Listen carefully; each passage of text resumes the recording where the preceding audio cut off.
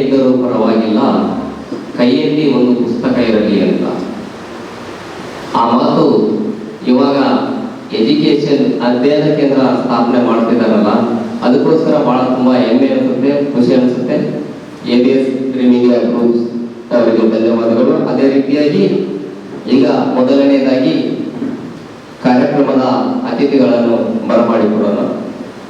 ಈ ಅಧ್ಯಯನ ಕೇಂದ್ರ ಸ್ಥಾಪನೆಗೆ ಅಧ್ಯಕ್ಷತೆಯನ್ನು ಸಂಸತ್ ಬೇಗನ್ ಮೇಡಮ್ ಅವರು, ABS ಮೀಡಿಯಾ ಗ್ರೂಪ್ಸ್ ಸಂಸ್ಥಾಪಕರು ವೇದಿಕೆ ಮೇಲೆ ಬರಬೇಕು.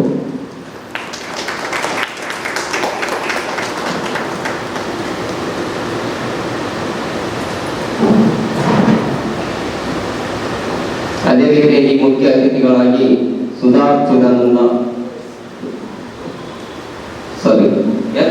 ಸೌಭಾಗ್ಯಲಕ್ಷ್ಮಿ ವಿಶ್ರಾಂತ ಉಪನ್ಯಾಸಕರು ಹೊಸಪೇಟೆ, ಇವರು ಸಹ ವೇದಿಕೆ ಮೇಲೆ ಬರಬೇಕು. ಸುಧಾ ಚಿದಾನಂದ ಉಪನ್ಯಾಸಕರು PU ಕಾಲೇಜ್, ಇವರು ಸಹ ವೇದಿಕೆ ಮೇಲೆ ಬರಬೇಕು. ಸರೋಜಾ ಉಸ್ಮಾನ್ ಸರ್, ಅವರು ಸಹ ವೇದಿಕೆ ಮೇಲೆ ಬರಬೇಕು. ಸರೋಜಾ ಮೇಡಮ್. ಅದೇ ರೀತಿಯಾಗಿ ದಾನಕೂರ್ ಸರ್ ಅವರು ವೇದಿಕೆಯ ಮೇಲೆ ಬರಬೇಕು.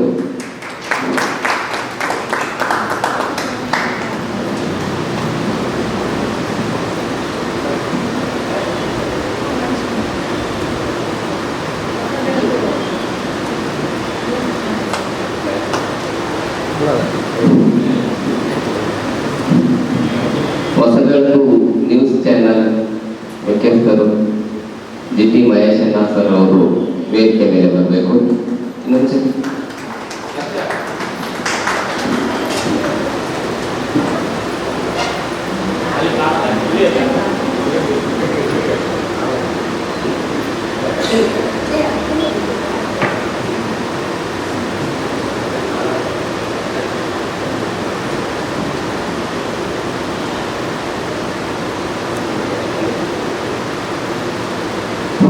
ಮೊದಲನೇದಾಗಿ ವೇದಿಕೆ ಮೇಲೆ ಅತಿಥಿಗಳನ್ನು ಆಹ್ವಾನಿಸ್ತಾ ಅವರಿಗೆ ಸ್ವಾಗತ ಕಾರ್ಯಕ್ರಮವನ್ನು ಮಾಡುತ್ತಿದ್ದೇವೆ. ಮೊದಲನೇದಾಗಿ ಸಂಸತ್ ಬೇಗನ್ ಮೇಡಮ್ ಇವರಿಗೆ ಸ್ವಾಗತವನ್ನು ಕೋರಬೇಕೆಂದು ನಮ್ಮ ABS ಎಂಪ್ಲಾಯೀಸ್ ಅಲ್ಲಿ ಕೇಳಿಕೊಳ್ಳುತ್ತೇವೆ.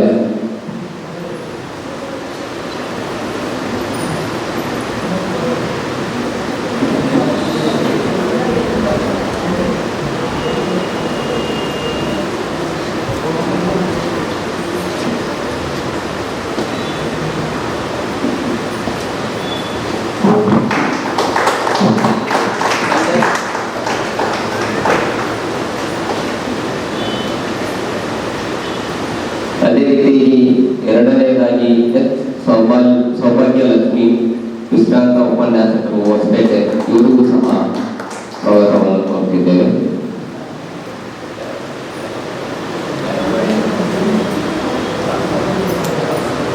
ಸರೋಜಾ ಉಸ್ಮಾನ್ ಸರ್ ಅವರು, ಸುಧಾ ಚಿದಾನಂದ ಅವರು ಉಪನ್ಯಾಸಕರು PU ಕಾಲೇಜ್, ಅವರಿಗೂ ಸನ್ಮಾನ ಕಾರ್ಯಕ್ರಮ.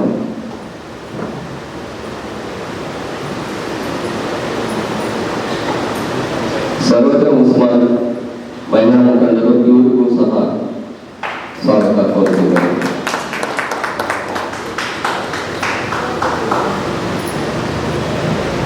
ದಾದಾಪೀರ್ ಸರ್, ಇವರಿಗೂ ಸಹ ಸ್ವಾಗತವನ್ನು ಕೋರುತ್ತಿದ್ದೇವೆ.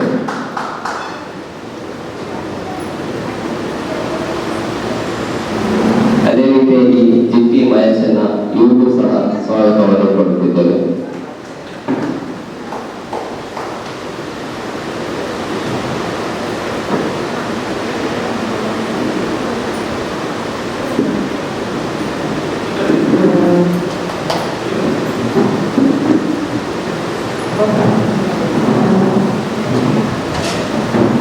ಹಾಗೆಯೇ ಇಲ್ಲಿ ನಮ್ಮ ವಿದ್ಯಾರ್ಥಿ ಮಿತ್ರರು ಬಂದಿರ್ತಾರೆ. ವಿದ್ಯಾರ್ಥಿ ಮಿತ್ರರೆಲ್ಲರಿಗೂ ಸ್ವಾಗತವನ್ನು ಕೋರುತ್ತಿದ್ದೇವೆ. ಅದೇ ರೀತಿಯಾಗಿ ಶಾಲಾ ಮಕ್ಕಳು ಬಂದಿರ್ತಾರೆ, ಅವರಿಗೂ ಸಹ ಸ್ವಾಗತ ಕೋರುತ್ತಿದ್ದೇವೆ. ಪತ್ರಿಕಾ ಮಿತ್ರರು ಬಂದಿದ್ದಾರೆ, ಅವರಿಗೂ ಸಹ ಸ್ವಾಗತವನ್ನು ಕೋರುತ್ತಾ ಇದ್ದೀವಿ.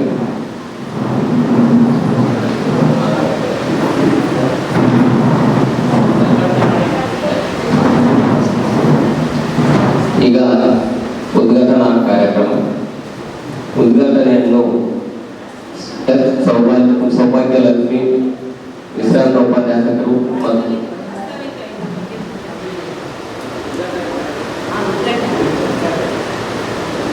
ಉದ್ಘಾಟನಾ ಕಾರ್ಯಕ್ರಮ ವೇದಿಕೆ ಮೇಲಿರ್ತಕ್ಕಂಥ ಎಲ್ಲ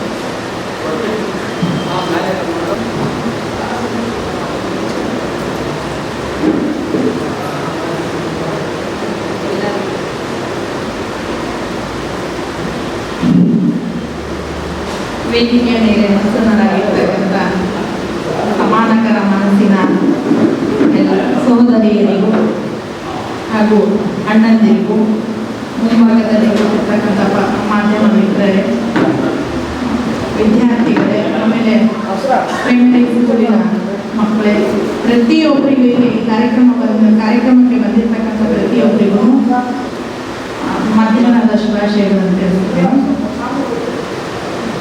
ಆತ್ಮೀಯರೇ, ಇವತ್ತಿನ ದಿನ ನಾವು ABS ಪ್ರೀಮಿಯರ್ ಕೋರ್ಸ್ ಕಂಪನಿ ವತಿಯಿಂದ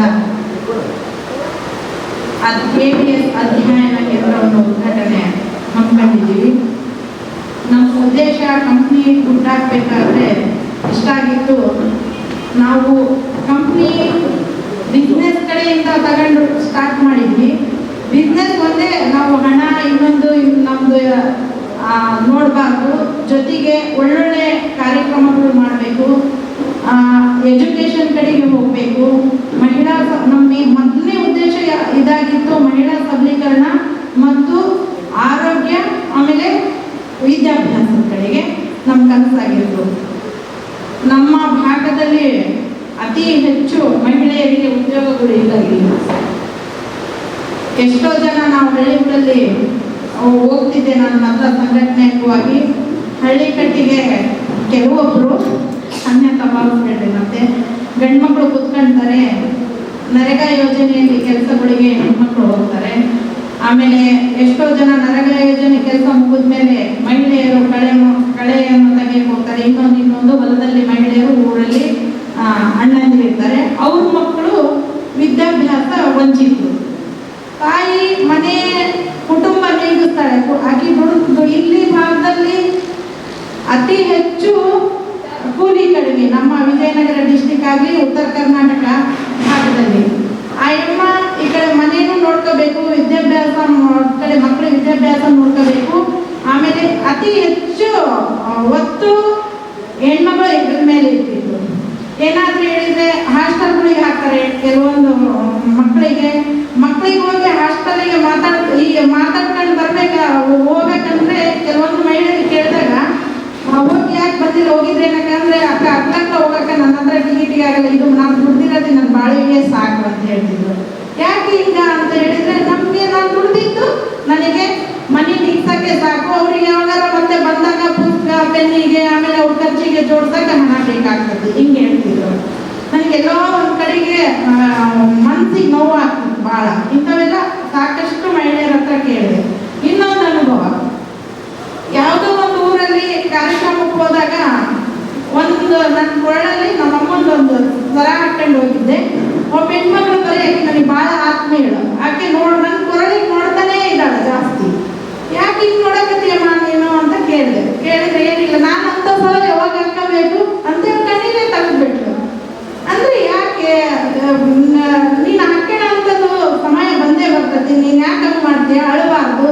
ಅಂತೇಳಿ ನನ್ನ ಕೊಳ್ಳಾಗಿಂದ ಅಯ್ಯಮ್ಮ ಒಂದು ಹಾಕಿದೆ. ಹಾಕಿ ಆ ಊರಲ್ಲಿ ನಂದು ವಾಸ್ತವ ಇತ್ತು 2 ದಿನ. 2 ದಿನನೂ ಅಲ್ಲಿ ಪಣ ತೊಡು ತಗೊಳ್ತೀಯ ಅಂದಾಗ ಆ ಹೆಣ್ಮಗಳು ಅವ್ರ ಮನೆಗೆ ಕರ್ಕೊಂಡು ಹೋದ. ಅವತ್ತಕ್ಕಿಗೆ ಏನು ಖುಷಿ ಆಯ್ತೇನ, ಆಕಿ ಮನೆಯಲ್ಲಿ ಬೇಳೆ ಸಾರು ಅನ್ನ ಒಂದು ಆಮ್ಲೆಟ್ ಊಟ ಕೊಡ್ತೀವಿ ಅವತ್ತು. ಇಲ್ಲೇ ಪಕ್ಕದಲ್ಲಿ ಗದಗ ಜಿಲ್ಲೆಯಲ್ಲಿ ಗಜೇಂದ್ರಗಡ ಊರಿಗೆ ಹೋದಾಗ, ಅಲ್ಲಮ್ಮ ನೀನು ಹಿಂಗೆ ಮಾಡಿಬಿಟ್ಟಲ್ಲ, ನನಗೆ ಭಾಳ ಬೇಸರ ಆಗತ್ತೆ, ನಿನಗೆ ನೋಡಿ ನನಗೆ ಕಣ್ಣೀರು ಬರ್ತದೆ ಅಂದಾಗ ಆ ಹೆಣ್ಮಗಳು ನನಗೆ ಹೇಳಿದ್ದು. ಅದು ಇವತ್ತಿಗೂ ನನಗೆ ಯಾವಾಗಲೂ ದಿನ ನೆನೆಸ್ಕೊಳ್ತೀನಿ. ಆ ಹೆಣ್ಣೊಂದು ಅಕ್ಕ ಭಾಳ ಕಡಿಮೆ ಕೂಲಿ 120 ರೂಪಾಯಿ ಕೊಡ್ತಾರೆ, ಮಧ್ಯಾಹ್ನ 2 ಗಂಟೆಗೆ ಬರ್ತೀನಿ, ಕುಡುಕ ಗಂಡ, ಮಕ್ಕಳಿಗೆ ಓದಿಸ್ಬೇಕು ಅನ್ನೋ ಛಲ ತೊಟ್ಬಿಟ್ಟು ನಾನು. ಆದರೆ ನನ್ನಲ್ಲಿ ಹಣದ ಕೊರತೆ ಐತಿ. ನನ್ನ ಮಕ್ಕಳಿಗೆ ಓದಿಸಿ ನನ್ನ ಮಕ್ಕಳಿಗೆ ಒಂದು ಸ್ಟೇಜ್ ಮೇಲೆ ನೋಡೋಕೆ ಕಲಿಸ್ಕೊಳ್ತೀನಿ ಅಂತ ಹೇಳ್ತೀನಿ ಕಣ್ಣೀರಿ. ಆದರೆ ಎಷ್ಟು ಪೂರ್ತಿ ನನ್ನ ಗಂಡನೂ ನನಗೆ ಸಪೋರ್ಟ್ ಮಾಡಿದರೆ ಆ ಮಕ್ಕಳಿಗೆ ವಿದ್ಯಾಭ್ಯಾಸ ಹೆಚ್ಚಿನ ಮಟ್ಟದಲ್ಲಿ ನಾನು ಕೊಡ್ಬೋದು. ಆದರೆ 120 ರೂಪಾಯಿ ಕೂಲಿಯಾಗ ನನಗೆ 5 ಜನ ಮಕ್ಕಳು, ನಾನು ಆತ ನನ್ನ ಗಂಡ, ಹೆಚ್ಚು ಕಡಿಮೆ ನಾನು ದುಡ್ಕೊಂಬಂದಿರೋ ದುಡ್ಡು ಏನಾದ್ರು ಡಬ್ಬಿಯಲ್ಲಿ ಇಟ್ಟರೆ ಆ ಹಣದಲ್ಲಿ ಎತ್ಕೊಂಡು ಹೋಗ್ಬಿಡ್ತಾನಕ್ಕ. ಇಂಥ ಪರಿಸ್ಥಿತಿಗೆ ನಾನು ಎಲ್ಲಿ ಬಂಗಾರ ಬೆಳ್ಳಿ ಕಾಣಲಿ ಅಂತ ಹೇಳಿದ್ರು. ನನಗೆ ಅವತ್ತಿನ ದಿನ ಭಾಳ ಬೇಸರ ಆಯಿತು. ಅವತ್ತು ಒಂದು ನಾನು ಕನಸಿನಂತೆ ಮಲಗಿದಾಗ ಅವ್ರ ಮನೆಯಲ್ಲಿ ನಾನೇನಾದರೂ ಮಾಡಿದರೆ ಮುಂದಿನ ದಿನಮಾನದಲ್ಲಿ ಒಂದು ಒಳ್ಳೆಯ ಕೆಲಸ ಇದ್ದಲ್ಲೇ ಒಂದು 50 ಜನಕ್ಕೆ ಹೆಣ್ಮಕ್ಳಿಗೆ ಕೆಲಸ ಕೊಟ್ಟು ಯಾವ್ಯಾವಾದರೂ ವಿದ್ಯಾಭ್ಯಾಸಕ್ಕೆ ಇವ್ರಿಗೆ ಒಳ್ಳೇದು ಮಾಡಬೇಕು ಅಂಥದ್ದು, ಆರೋಗ್ಯದ ಕಡೆಗೆ ಗಮನ ಹರಿಸಬೇಕು ಹಳ್ಳಿ ಜನಗಳಿಗೆ, ಇಂಥದ್ದೆಲ್ಲ ಯೋಚನೆ ಅವತ್ತಿನ ದಿನ ಬರಕತ್ತಿತ್ತು. ಆ ಯೋಚನೆ ಇವತ್ತಿನ ದಿನ ನಾನು ಈಡೇರಿಸ್ತಾ ಇದ್ದೀನಿ.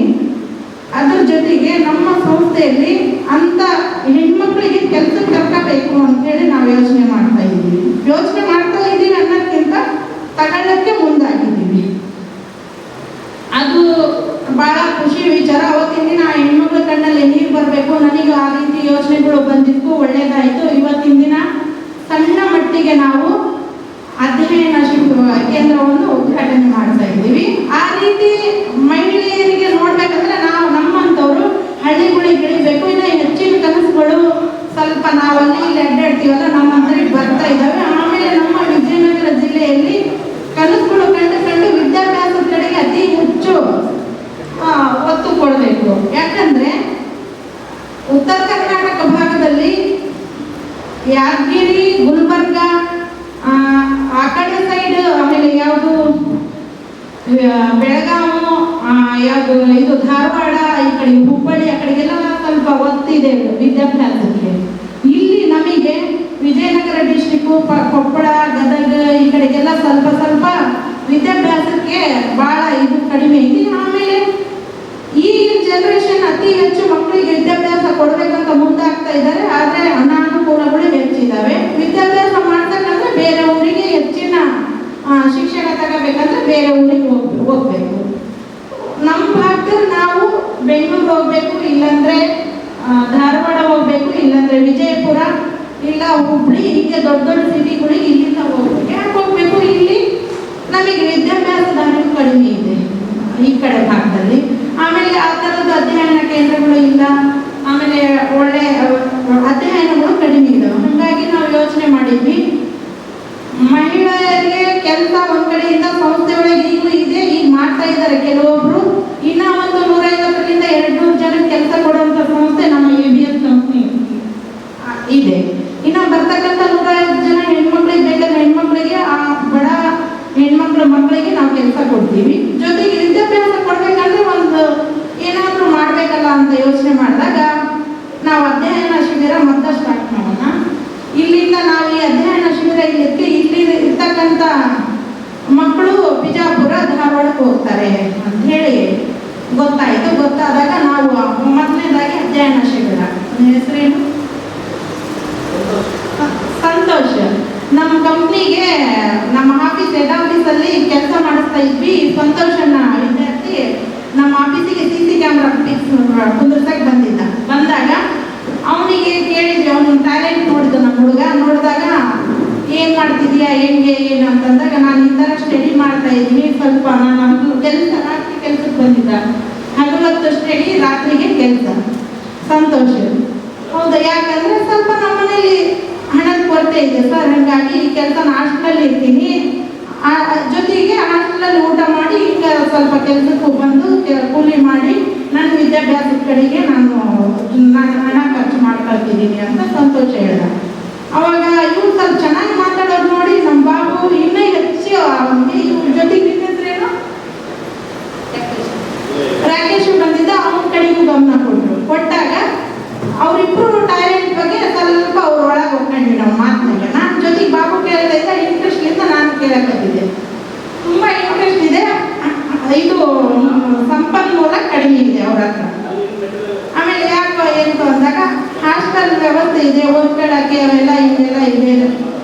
ಆಗ್ತಾ ಇಲ್ಲ. ಆಮೇಲೆ ಮನೆ ಕಡೆಗೆ ಎಲ್ಲ ಭೂಮಿ ಕೂಲಿ ಕೆಲಸ ಮಾಡ್ತಕ್ಕಂಥ ನಮ್ಮ ತಂದೆ ತಾಯಿ, ನಾನು ದುಡ್ಕೋಬೇಕು ಹಿಂಗೆಲ್ಲ ಇದೆ ಸರ್, ಬೇರೆ ಕಡೆಗೆ ಕಾಂಪಿಟೇಟಿವ್ ಎಕ್ಸಾಮ್ಗಳಿಗೆ ಹೋಗ್ಬೇಕಂದ್ರೆ ನನಗೆ ಹಿಂಗೆ ಅಂತ ಹೇಳಿದಾಗ ಅವತ್ತು ಮತ್ತೆ ಎರಡನೇ ಕನಸು ಬಾಬುಂದು ನಂದು. ಅವತ್ತು ಇವ್ರ ಬಗ್ಗೆ ಇವ್ರ ವಿಚಾರಗಳು ತಿಳ್ಕೊಂಡೋಗಿ ಮನೆಗೆ ಹೋದಾಗ ನಾವು ಯಾಕೆ ಮಾಡಬಾರ್ದು ಅಂತ ಈಗ 9-10 ತಿಂಗಳ ಹಿಂದೆ ನಾವು ಮಾತಾಡಿದಾಗ ಮುಂದೊಂದು ದಿನ ನಾವು ಸಪೋರ್ಟ್ ಮಾಡ್ತೀವಿ ಅಂತ ಹೇಳಿದ್ವಿ. ಅವ್ರ ಜೊತೆಗೆ ಕಾಂಟ್ಯಾಕ್ಟಲ್ಲಿ ವಾರಕ್ಕೊಂದ್ಸರಿ ಅವನೇ ನನಗೆ ಫೋನ್ ಮಾಡ್ತಿದ್ದ, ಸರ್ ಏನಾರ ಮಾಡೋದು ಮಾಡಿ ಸರ್, ನಾವು ಇಲ್ಲೇ ಓದ್ತೀವಿ, ನಾವು ಹಂಗೆ ಸರ್ ಹಿಂಗೆ ಸರ್ ಅಂತ. ನಮ್ಮ ಕನಸಿನ ಜೊತೆಗೆ ಅವನ ಸಹಕಾರವನ್ನು ಒತ್ತು ಇವತ್ತಿನ ದಿನ ಈ ಅಧ್ಯಯನ ಕೇಂದ್ರ ಉದ್ಘಾಟನೆ ಮಾಡೋಕ್ಕೆ ಅವನು ಹೊತ್ತು ಅವನ ಸ್ನೇಹ ಬೆಳಗನ್ನು ನನಗೆ ಥ್ಯಾಂಕ್ ಯು ಸಂತೋಷ್. ನೀವೇನಾದರೂ ಒತ್ತು ಕೊಡಲಿದ್ರೆ ನಾವಿನ್ನ 2 ವರ್ಷ ಮಾಡ್ತಿರ್ಲಿಲ್ಲ. ಹೀಗಾಗಿ ಅತಿ ಹೆಚ್ಚು ನಮ್ಮ ಭಾಗದಲ್ಲಿ ಮಹಿಳೆಯರಿಗೆ ಕೆಲಸ ಇಲ್ಲ, ವಿದ್ಯಾಭ್ಯಾಸದ ಕೊರತೆ ಇದೆ. ಹೀಗಾಗಿ ನಾವು ಯೋಚನೆ ಮಾಡಿ ಇವತ್ತಿನ ದಿನ ಅಧ್ಯಯನ ಕೇಂದ್ರವನ್ನು ಉದ್ಘಾಟನೆ ಮಾಡ್ತಾ ಇದ್ದೀವಿ ನಿಮ್ಮೆಲ್ಲರ ಸಹಕಾರದಿಂದ. ಆಮೇಲೆ ನಮ್ಮ ABS ಡ್ರೀಮಿಂಡಿಯಾ ಗ್ರೂಪ್ಸ್ ಕಂಪನಿಯ 5,500 ಜನ ಏನಿದ್ದೀರಿ ಸದಸ್ಯರು, ಅವರೆಲ್ಲರ ಸಹಕಾರ, ಮಾಧ್ಯಮ ಮಿತ್ರರು, ನೀವೆಲ್ಲರ ಸಹಕಾರದಿಂದ ನಾವು ಈ ಮಟ್ಟಕ್ಕೆ ಬಂದೀವಿ. ನಾನು ಮಧ್ಯಮ ವರ್ಗದಿಂದ ಬಂದಿರ್ತಕ್ಕಂಥ ಮಹಿಳೆ, ಕನಸುಗಳು ಇಟ್ಕೊಂಡು ನನಸು ಮಾಡೋಣ ಅಂತೇಳಿ ಈ ಒಂದು ಕಂಪನಿ ಕಟ್ಟಿದ್ದು. ಇವತ್ತಿನ ದಿನ ಅಧ್ಯಯನ ಕೇಂದ್ರ ಉದ್ಘಾಟನೆ ಮಾಡೋಣ, ಇದು ಅಡಿಪಾಯ. ಜೊತೆಗೆ ಬರ್ತಕ್ಕಂಥ ದಿನದಲ್ಲಿ ಮೇಡಮ್ ಅವರು ಇನ್ನ ಇರ್ತಕ್ಕಂಥ ಮಹೇಶ್ ಜಿತಿ ಅಣ್ಣ ಇವರೆಲ್ಲರ ಸಹಕಾರ, ಇವರು ನೋಡ್ರಿ ನಮ್ಮ ಶಿವಮೂರ್ತಿ ನಮ್ಮ ರಿಪೋರ್ಟ್ರು, ಅವ್ರ ಸಹಕಾರ ಜಾಸ್ತಿ ಇದೆ. ಒಂದರಿಂದ ನಮಗೆ ನಮ್ಮ ಕಂಪ್ನಿ ಬಗ್ಗೆ ನಮ್ಮ ಬೆನ್ನೆಲುಬಾಗಿ ಪತ್ರಿಕೆಯಲ್ಲಿ ಬಿತ್ತುತ್ತಾರೆ ನಮ್ಮ ಕಂಪ್ನಿ ಬಗ್ಗೆ. ಅವರು ಹೇಳಿದ್ರು, ಅಣ್ಣ ಹಿಂಗೆಲ್ಲ ಮಾಡ್ತಾ ಇದ್ದೀವಿ, ಶೋರ್ ಮಾಡ್ರಿ, ನಾನು ಸಪೋರ್ಟ್ ಯಾವಾಗಲೂ ಇರುತ್ತೆ ನಿಮಗೆ. ನಾನು ಲೆಕ್ಚರ್ ಇದ್ದೀನಿ, ಎಸ್ಪೆಷಲಿ ಇಂಗ್ಲೀಷ್ ಲೆಕ್ಚರು. ನಾನು ಬಂದು ನನ್ನ ಫ್ರೀ ಸಮಯದಲ್ಲಿ ಕೋಚ್ ಕೊಡ್ತೀನಿ. ನನ್ನ ಸಮಯ ಅಲ್ಲಿ ನಿಮ್ಮ ಹತ್ರ ತಿಂಗಳಲ್ಲಿ 1 ದಿನ 2 ದಿನ ಟೈಮ್ ಸ್ಪೆಂಡ್ ಮಾಡ್ತೀನಿ ಅಂತ ಹೇಳಿದ್ದಾರೆ. ಅವರಿಗೂ ಸಹ ಕೃತಜ್ಞತೆ ಹೇಳ್ತೀನಿ ನಾನು ನಿಮಗೆ. ಆಮೇಲೆ ಮೇಡಮ್ ನಿಮ್ಮ ಫ್ರೀ ಟೈಮಲ್ಲಿ ಯಾವಾಗವಾಗ ಬರ್ತಾ ಇರಿ, ನಮ್ಮ ಸೆಂಟ್ರಿಗೆ ಬಂದು ನೀವು ನೋಡಿ ಸಹಕಾರ ಕೊಡುತ್ತೆ. ಮೇಡಮ್ ಭಾಳ ಖುಷಿ ಪಟ್ಟರು, ಮೇಡಮ್ ಈ ಥರ ಅಧ್ಯಯನ ಕೇಂದ್ರ ಉದ್ಘಾಟನೆ ಮಾಡ್ತಾ ಇದ್ದೀವಿ ಬರ್ರಿ ಅಂತ ಫೋನ್ ಮಾಡಿದಾಗ ಖುಷಿ ಪಟ್ಟರು. ಆ ಖುಷಿ ನನಗೆ ನನ್ನ ಗಿಳಿಯಲ್ಲಿ ಕಾಯ್ತು, ಇನ್ನು ಹೆಚ್ಚಿನ ಮಟ್ಟದಲ್ಲಿ ನಾನು ಬೆಳಿಬೇಕು ಅನ್ನಿಸ್ತದೆ ಅವ್ರ ಖುಷಿ ಮಾತುಗಳು ಕೇಳಿ. ಹಾಗಾಗಿ ಇವತ್ತಿನ ದಿನ ಈ ಅಧ್ಯಯನ ಕೇಂದ್ರ ಉದ್ಘಾಟನೆ ಇನ್ನು 6 ತಿಂಗಳಲ್ಲಿ ಮತ್ತೆ ಕೋಚಿಂಗ್ ಸೆಂಟರ್ ನಾವೇ ಸ್ವಂತ ಲ್ಯಾಂಡನ್ನು ತಗೊಂಡಿದ್ದೀವಿ. ಕಂಪ್ನಿ ಸಹಕಾರದಿಂದ, ನಮ್ಮ ABS ಸದಸ್ಯರ ಸಹಕಾರದಿಂದ ಬರ್ತಕ್ಕಂಥ ದಿನದಲ್ಲಿ ನಮ್ಮದೇ ಸ್ವಂತ IAS IPS ಕೋಚಿಂಗ್ ಸೆಂಟರ್ ನಮ್ಮ ಸ್ವಂತ ಲ್ಯಾಂಡಲ್ಲೇ ನಾವು ಉದ್ಘಾಟನೆ ಮಾಡೋಂಥದ್ದಾಗಬೇಕು. ಇವತ್ತೇನು ನೀವು ಇಷ್ಟು ಜನ ಬಂದಿರಿ, ಆ ಕೋಚಿಂಗ್ ಸೆಂಟರ್ ಉದ್ಘಾಟನೆಯಲ್ಲಿ ಇದಕ್ಕೆ 10 ಪಟ್ಟು ಜನ ಹೆಚ್ಚಾಗಿ ಬಂದು ಜನಸಂಖ್ಯೆ ಉದ್ಘಾಟನೆ ಮಾಡಿಕೊಡ್ರಿ. ಬರ್ತಕ್ಕಂಥ ದಿನದಲ್ಲಿ ನಮ್ಮ ABS ಡ್ರೀಮಿಂಡಿಯಾ ಗ್ರೂಪ್ಸ್ ಕಂಪನಿ ಯಾವಾಗಲೂ ವಿದ್ಯಾಭ್ಯಾಸಕ್ಕಾಗಿ ನಾವು ಯಾವತ್ತಿಗೂ ಹಗಲು ರಾತ್ರಿ ಸಹಕಾರ ಕೊಡ್ತೀವಿ. ನಿಮ್ಮೆಲ್ಲರ ಸಹಕಾರ ಹಿಂಗೆ ಇರಲಿ. ಕಷ್ಟದಿಂದ ಕಟ್ಟಿರೋ ಕಂಪ್ನಿ 200 ಜನಕ್ಕೆ ಉದ್ಯೋಗಗಳು ಸೃಷ್ಟಿ ಮಾಡಿ ಈಗ ಇರ್ತಕ್ಕಂಥ ನಮ್ಮ ಹಲವರು ಇಲ್ಲಿ 3 ಡಿಸ್ಟ್ರಿಕ್ಟಿನ ನಡುವೆ 50 ಜನ ಎಂಪ್ಲಾಯ್ಗಳು ಇದ್ದಾರೆ ನಮಗೆ. ಆಮೇಲೆ ಇನ್ನೊಂದು ಹೇಳ್ಬೇಕಂದ್ರೆ ನಮ್ಮ ABS ಕಂಪ್ನಿಯ ಮಹಿಳಾ ಎಂಪ್ಲಾಯ್ಗಳು ಆಫೀಸಲ್ಲಿ ಕಷ್ಟಪಡ್ತಾರೆ. ಆಮೇಲೆ ಪುರುಷ ಎಂಪ್ಲಾಯ್ಗಳು ಪ್ರತಿ ಹಳ್ಳಿಗಳಿಗೆ ಹೋಗಿ ಪ್ರತಿ ಒಂದ್ರ ಬಗ್ಗೆ ಮಾಹಿತಿ ಕೊಟ್ಟು ನಮ್ಮ ಕಂಪ್ನಿ ಉದ್ದೇಶದ ಬಗ್ಗೆ ಹೇಳಿ ನಮ್ಮ ಕಂಪ್ನಿಗೆ ಹಗಲು ರಾತ್ರಿ ದುಡಿತಾ ಇದ್ದಾರೆ. ಮಂಜುಣ್ಣ ಅಂತ ಇದ್ದಾರೆ, ಅವರು ನಾವು ಸ್ಟಾರ್ಟಪ್ ಕಂಪ್ನಿ ಮಾಡಿದಾಗ ಎಲ್ಲಿದ್ದೀವಿ ಮಂಜಣ್ಣ ಎಲ್ಲಿದ್ರಣ್ಣ ತೋರ್ಸ್ಮಕ್ಕ. ಈ ಮಂಜುಣ್ಣ ಕಂಪ್ನಿ ಸ್ಟಾರ್ಟ್ ಮಾಡಿದಾಗ ನಮಗೆ 4 ಗಂಟೆ ಅಥವಾ 3:15 ಫೋನ್ ಕಾಲ್ ಬರ್ತಿತ್ತು ನಮಗೆ. ನಾನು ಮಲಗಿದಾಗ ಅಷ್ಟೊತ್ತಿಗೆ ಫೋನ್ ಮಾಡಿ, ಮೇಡಮ್ ನಾವು ಬರ್ತಾ ಇದ್ದೀವಿ, ಬೇಗ ಮುಜುಗೆ ಬಸ್ರಿ, ನನ್ನ ಮಗನಿಗೆ ಬಸ್ರಿ. ಯಾಕಣ್ಣ ಇಷ್ಟು ಬೇಗ? ನಾವು ಫೀಲ್ಡಿಗೆ ಹೋಗ್ಬೇಕು, ವರ್ಕ್ ಮಾಡಬೇಕು, ಬೇಗ 10 ಗಂಟೆ ಒಳಗೆ ಮತ್ತೆ ವಾಪಸ್ ಬರ್ತೀವಿ, ಆಫೀಸ್ ವರ್ಕ್ ಮಾಡ್ಬೇಕಂತಿದ್ರು. ಅವಾಗ ನಾನು ಒಂದೊಂದ್ಸರಿ ಮಂಜಣ್ಣಗೆ ಸಿಟ್ಟು ಬಂದಾಗ ಇಷ್ಟೊತ್ತಿಗೆ ಎಬ್ಬಿಸ್ಬಿಡ್ತಾನಂತ ಬೇಸರ ಮಾಡ್ಕೊಳ್ತಿದ್ದೆ. ಮತ್ತೆ ನಮ್ಮ ಒಳ್ಳೇದಕ್ಕೆ ಪಾಪ ನಮ್ಮ ಎಂಪ್ಲಾಯ್ಗಳು ಕಷ್ಟಪಡ್ತಾರಲ್ಲ ಅಂತೇಳಿ ಮತ್ತೆ ಎದ್ದು ಅಷ್ಟೊತ್ತಲ್ಲಿ ಅವ್ರು ಬರೋಕ್ಕೆ 10 ನಿಮಿಷ ಆಗ್ತಿತ್ತು. ಈಗ ಬರ್ತಾನೆ ಅಂತ ಎದ್ದು ಟೀ ಮಾಡಕ್ಕೆ ಕೂತ್ಕೊಂಡು ಅವ್ರು ಬರೋತ್ತಿಗೆ ಟೀ ಆಗ್ತಿತ್ತು. ಟೀ ಕೊಟ್ಮೇಲೆ ಕುಡಿದು ನನ್ನ ಮಗ ಅವ್ರು ಹೋಗ್ತಿದ್ರು. ಮತ್ತು ಇನ್ನೊಂದು ನಮ್ಮ ಆಫೀಸ್ ಮ್ಯಾನೇಜರ್ ಮದನಣ್ಣ ಮೋರ್ಗೇರಿಯಿಂದ, ಪಾಪ ಅಷ್ಟೊತ್ತಲ್ಲಿ ಮೋರ್ಗೇರಿಯಿಂದ ಬರೋಕ್ಕಾಗಲ್ಲ, ಅವ್ರು 6 ಗಂಟೆಗೆ ಬಂದರು. 6 ಗಂಟೆಯಿಂದ 7 ಗಂಟೆ ಒಳಗೆ ಬಂದ್ಬಿಡೋರು. ಆಮೇಲೆ ನಮ್ಮ ಅಶ್ವಿನಿ ಸೀನಿಯರ್ ಮಹಿಳಾ ಸಿಬ್ಬಂದಿ, ಅಶ್ವಿನಿನೂ ಜಾಸ್ತಿ ಕಷ್ಟಪಡ್ತಾಳೆ. ಆಮೇಲೆ ಆಕೆ ಶಿಸ್ತು ಬದ್ಧತೆಯಿಂದ ಕೆಲಸ ಮಾಡ್ತಾಳೆ. ಸರಿ ಹೇಳಿದ್ರೆ ಆ ಮಾತು ನೆನ್ಪಿಟ್ಕೊಂಡು ಕೆಲಸ ಮಾಡ್ತಾಳೆ. ಅಶ್ವಿನಿ ಶಿಸ್ತುಬದ್ಧತೆಗೆ ಕೃತಜ್ಞತೆ ಹೇಳ್ತೀನಿ, ಒಳ್ಳೆ ಕೆಲಸ ಆಗ್ತೀವಿ. ಆಮೇಲೆ ಇನ್ನು ಹೊಸಬ್ರು ಇನ್ನೂ ಇದ್ದಾರೆ, ಹಳಬ್ರು ರಜದಲ್ಲಿದ್ದಾರೆ, ಅವರು ತುಂಬ ಕಷ್ಟಪಟ್ಟರು. ಇವತ್ತಿನ ದಿನ ಎಂಪ್ಲಾಯ್ಗಳು, ಹೊಸ ಎಂಪ್ಲಾಯ್ಗಳು ಬಂದರೆ ಎಲ್ಲರಿಗಿಂತ ಮೆಚ್ಚಿನ ಎಂಪ್ಲಾಯ್ ಅಂದರೆ ಕೊಟ್ರೇಶ್. ಎಲ್ಲಿ ಕೊಟ್ರೇಶನ್ನು ನಾವು ಯಾವ ಕೆಲಸ ಹೇಳಿ ಆ ಕೆಲಸಕ್ಕೆ ಆಯ್ತು ಮೇಡಮ್ ಮಾಡ್ತೀನಿ ಅಂತ ಹೇಳ್ತಾನೆ. ಬಂದ 4ನೇ ತಿಂಗಳು ಆದರೆ ಒಳ್ಳೆ ಮೊದಲವ್ರು ಅಳಿಯಾನೆ, ಒಳ್ಳೆ ಕೆಲಸಗಾರ. ಆಮೇಲೆ ನಿಮ್ಗೆಲ್ಲ ಸಹಕಾರ. ಇನ್ನೊಂದು ಏನಂದರೆ ಇವತ್ತಿನ ದಿನ ಅಧ್ಯಯನ ಇದು ಕೇಂದ್ರ ಉದ್ಘಾಟನೆ ಮಾಡಬೇಕಾದ್ರೆ ಪ್ರತಿಯೊಬ್ಬರು ಶ್ರಮ ಇಟ್ಟಿದ್ದಾರೆ ನಮ್ಮ ಎಂಪ್ಲಾಯ್ಗಳು ಕಸ ಗುಡಿಸೋದ್ರಲ್ಲಿಂದ ಹಿಡಿದು ನಮ್ದೆಲ್ಲ, ಯಾಕಂದ್ರೆ ನಮ್ದು ಅಂತ ಹೇಳಿ ಮಾಡ್ತಿದ್ದೀರಲ್ಲ. ಆಮೇಲೆ ಇನ್ನೊಂದು ವಿಚಾರ ಹೇಳ್ಬೇಕಂದ್ರೆ ಇಲ್ಲೆಲ್ಲದಕ್ಕಿಂತ ಶ್ವೇತಾ ಹೊಸ ಎಂಪ್ಲಾಯ್, 2ನೇ ತಿಂಗಳು. ಶ್ವೇತಾ ಒಬ್ಬ ಮ್ಯಾನೇಜರ್ ಹೆಂಡತಿ. ಪ್ರತಿ ಒಂದಕ್ಕೂ ನಾನು ಮ್ಯಾನೇಜರ್ ಹೆಂಡತಿ ಅನ್ನೋದು ಅಮ್ಮ ಎಮ್ಮನ ಹತ್ರ ಇಲ್ವೇ ಇಲ್ಲ. ಪ್ರತಿಯೊಂದು ಇದಕ್ಕೂ ನಾನು ಬರ್ತೀನಿ ಫೀಲ್ಡಿಗೆ, ನಾನು ಮಾಡ್ತೀನಿ, ಇಲ್ಲೇ ನಡ್ರಿ ಮೇಡಮ್ ಅಂತ ಹೇಳ್ತಾಳೆ. ಅವಳಿಗೆ ಹೇಳ್ಬೇಕಾದ್ರೆ ಪೊಸಿಷನ್ ನೋಡ್ತೀನಿ ನಾನು, ಇವಳು ಬ್ಯಾಂಕ್ ಮ್ಯಾನೇಜರ್ ಹೆಂಡತಿ ಅಮ್ಮ, ಹೆಂಗ್ ಕಳಿಸ್ಬೇಕಪ್ಪ, ಎಲ್ಲಿ ಹೆಂಗ್ ತಿಳ್ಕೊಂತೈತೆ ಇವ್ರ ಗಂಡ ಏನಾದ್ರು ತಿಳ್ಕೊಂಡ್ರೆ ಹೆಂಗಂತ. ಆದ್ರೆ ಹೆಣ್ಣತ್ರ ಒಂದು ತಲುಪು ಇಲ್ಲ, ಯಾವುದು ಹಾಮಿಲ್ಲ, ಪ್ರತಿಯೊಂದಕ್ಕೂ ಹೆಜ್ಜೆ ಇಡ್ತಾಳೆ. ಆಮೇಲೆ ನಮ್ಮ ಇವಳು ಏನು ಹೊನ್ನೂರ ಬೇಗಂ ಹಂಪಸಾಗರದಿಂದ ಬರ್ತಾಳೆ. ನೋಡಕ್ಕೆ ಇಷ್ಟ ಇದ್ದಾಳೆ, ಕೆಲಸ ABS ಕಂಪ್ನಿಗೆ ಬಂದಿರ್ತಕ್ಕಂಥ ಎಲ್ಲರಿಗೆ ನೀರು ಟೀ ಕೊಡ್ತಾಳೆ. ನಾನು ಇವತ್ತಿನ ದಿನ ಪ್ರತಿಯೊಬ್ಬರು ಶ್ರಮ ಎದಕ್ಕೆ ಹೇಳ್ತೀನಿ ಅಂದ್ರೆ, ನೀವು ಮಾಡ್ತಕ್ಕಂಥ ಕೆಲಸದಿಂದ ಇವತ್ತು ಅಧ್ಯಯನ ಕೇಂದ್ರ ಉದ್ಘಾಟನೆ ಮಾಡಲಿಕ್ಕೆ ಕಾರಣ ಆಗಿತ್ತು. ಜೊತೆಗೆ ಎಲ್ಲರಿಗಿಂತ ಹೆಚ್ಚಿನ ಹೇಳ್ಬೇಕಂದ್ರೆ ನಮ್ಮ ಮನೆಯವರು ನನಗೆ ಮತ್ತೆ ನಮ್ಮಿಬ್ರು ಮಾತ್ರ ಭಿನ್ನಾಭಿಪ್ರಾಯಗಳು. ಯಾಕೆ ಮಾಡ್ಯಾಳ ಏನ್ ಮಾಡ್ತಾಳೆ ಏನು ಅಂತ ಹೇಳ್ತಿದ್ರು. ನಾನಿಲ್ಲ ಏನಾಗಲ್ಲ ಒಳ್ಳೇದಾಗತ್ತೆ ಅಂತ. ಆಮೇಲೆ ಬರ್ತಾ ದಿನದಲ್ಲಿ ಅವ್ರು ನೋಡ್ತಾ ಬಂದಂಗೆಲ್ಲ ಅವರಿಗೂ ಒಂದು ಭರವಸೆ ಬಂದು ಅವ್ರು ಸಹಕಾರ ಕೊಟ್ಟರು. ನನ್ನ ಮಗಳು ಪ್ರತಿಯೊಬ್ಬರು ಸಹಕಾರ ಕೊಟ್ಟರು. ನಮ್ಮ ಅಣ್ಣ, ಅತ್ತಿಗೆಮ್ಮರು ಎಲ್ಲರೂ ಸ್ಟಾರ್ಟಪ್ ಏನೋ ಇಷ್ಟೆಲ್ಲ ದೊಡ್ಡದಾಗಿ ತೊಡಕೊಂಡಿಯ, ಮುಂದೆ ಏನಾಗ್ತದೆ ಏನೋ ನೋಡು ಹುಷಾರಿ ಅಂತ ಹೇಳ್ತಿದ್ರು. ಆದರೆ ನನ್ನ ಧೈರ್ಯ ಕೆಡಿಸ್ಕೊಂಡಿಲ್ಲ. ಆಯ್ತು ನಾನು ಮುಂದುವರಿತೀನಿ ಅಂತ. ಈಗ ನಾನು ಮುಂದುವರೆದಿದ್ದೀನಿ ನಿಮ್ಮೆಲ್ಲರ ಸಹಕಾರದಿಂದ. ಜೊತೆಗೆ ಇನ್ನೊಂದು ಥ್ಯಾಂಕ್ಸ್ ಹೇಳ್ಬೇಕಂದ್ರೆ, ಎಲ್ಲರಿಗಿಂತ ಹೆಚ್ಚಿನ ಮಟ್ಟಿಗೆ ಹಗಲು ರಾತ್ರಿ ಹೆಜ್ಜೆಗೂ ನನಗೆ ಬೆನ್ನೆಲುಬಾಗಿ ಸಹಕಾರ ಕೊಡ್ತಕ್ಕಂಥ ಬಾಬು ಯಾದಗಿರಿ ಡಿಸ್ಟಿಕ್ಕು. ಬಾಬು ಯಾದಗಿರಿ ಸ್ವಲ್ಪ ಯಾದಗಿರಿ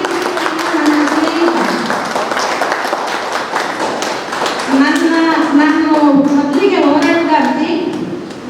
ಹೋರಾಟದ ಬದಲು ನನ್ನ ಮಕ್ಕಳದ್ದು ಒಂದು SSLC ಮುಗೀತು, ಮಗಂದು PUCಗೆ ಅಡ್ಮಿಷನ್ ಮಾಡಿಸ್ಬೇಕಾದ್ರೆ ಅವಾಗ ಗೊತ್ತಾಯಿತು ಕಷ್ಟ ಏನು, ಹಣದ್ದು ದುಡ್ಡು ಹೆಂಗೆ ಜೋಡಿಸ್ಬೇಕು ಅನ್ನೋದು. ನನಗೆ ಅಲ್ಲಿವರೆಗೂ SSLC ಓದೋವರಿಗೆ ದುಡ್ಡಿನ ಬೆಲೆನೇ ನನಗೆ ಗೊತ್ತಿದ್ದಿಲ್ಲ. ನಾನು ಏನೋ ಒಂದು ಹೇಳೋದು, ನನ್ನ ಒಂದು ಇದರಿಂದ ಅಡ್ಮಿಷನ್ಗಳು SSLCಗಳಿಗೆ ಹೆಂಗೋ ನಡೆದ್ಬಿಟ್ಟು ಮಗಂದು PUCಗೆ ಹೆಚ್ಚಿನ ಮಟ್ಟದಲ್ಲಿ ಹಣದ ಅವಕಾಶ ಇರುತ್ತೆ. ನಾನು PUCಗೆ ಅಮ್ಮ ನನ್ನ SSLC ಪಾಸ್ ಆಯಿತು, PUCಗೆ ಅಡ್ಮಿಷನ್ ಮಾಡಿದ್ರು, ನನಗೆ ದುಡ್ಡು ಬೇಕು ಅಂದಾಗ ನಿನಗೆ ದುಡ್ಡು ಬೇಕೇ ಅಂತ ಕೇಳಿದೆ.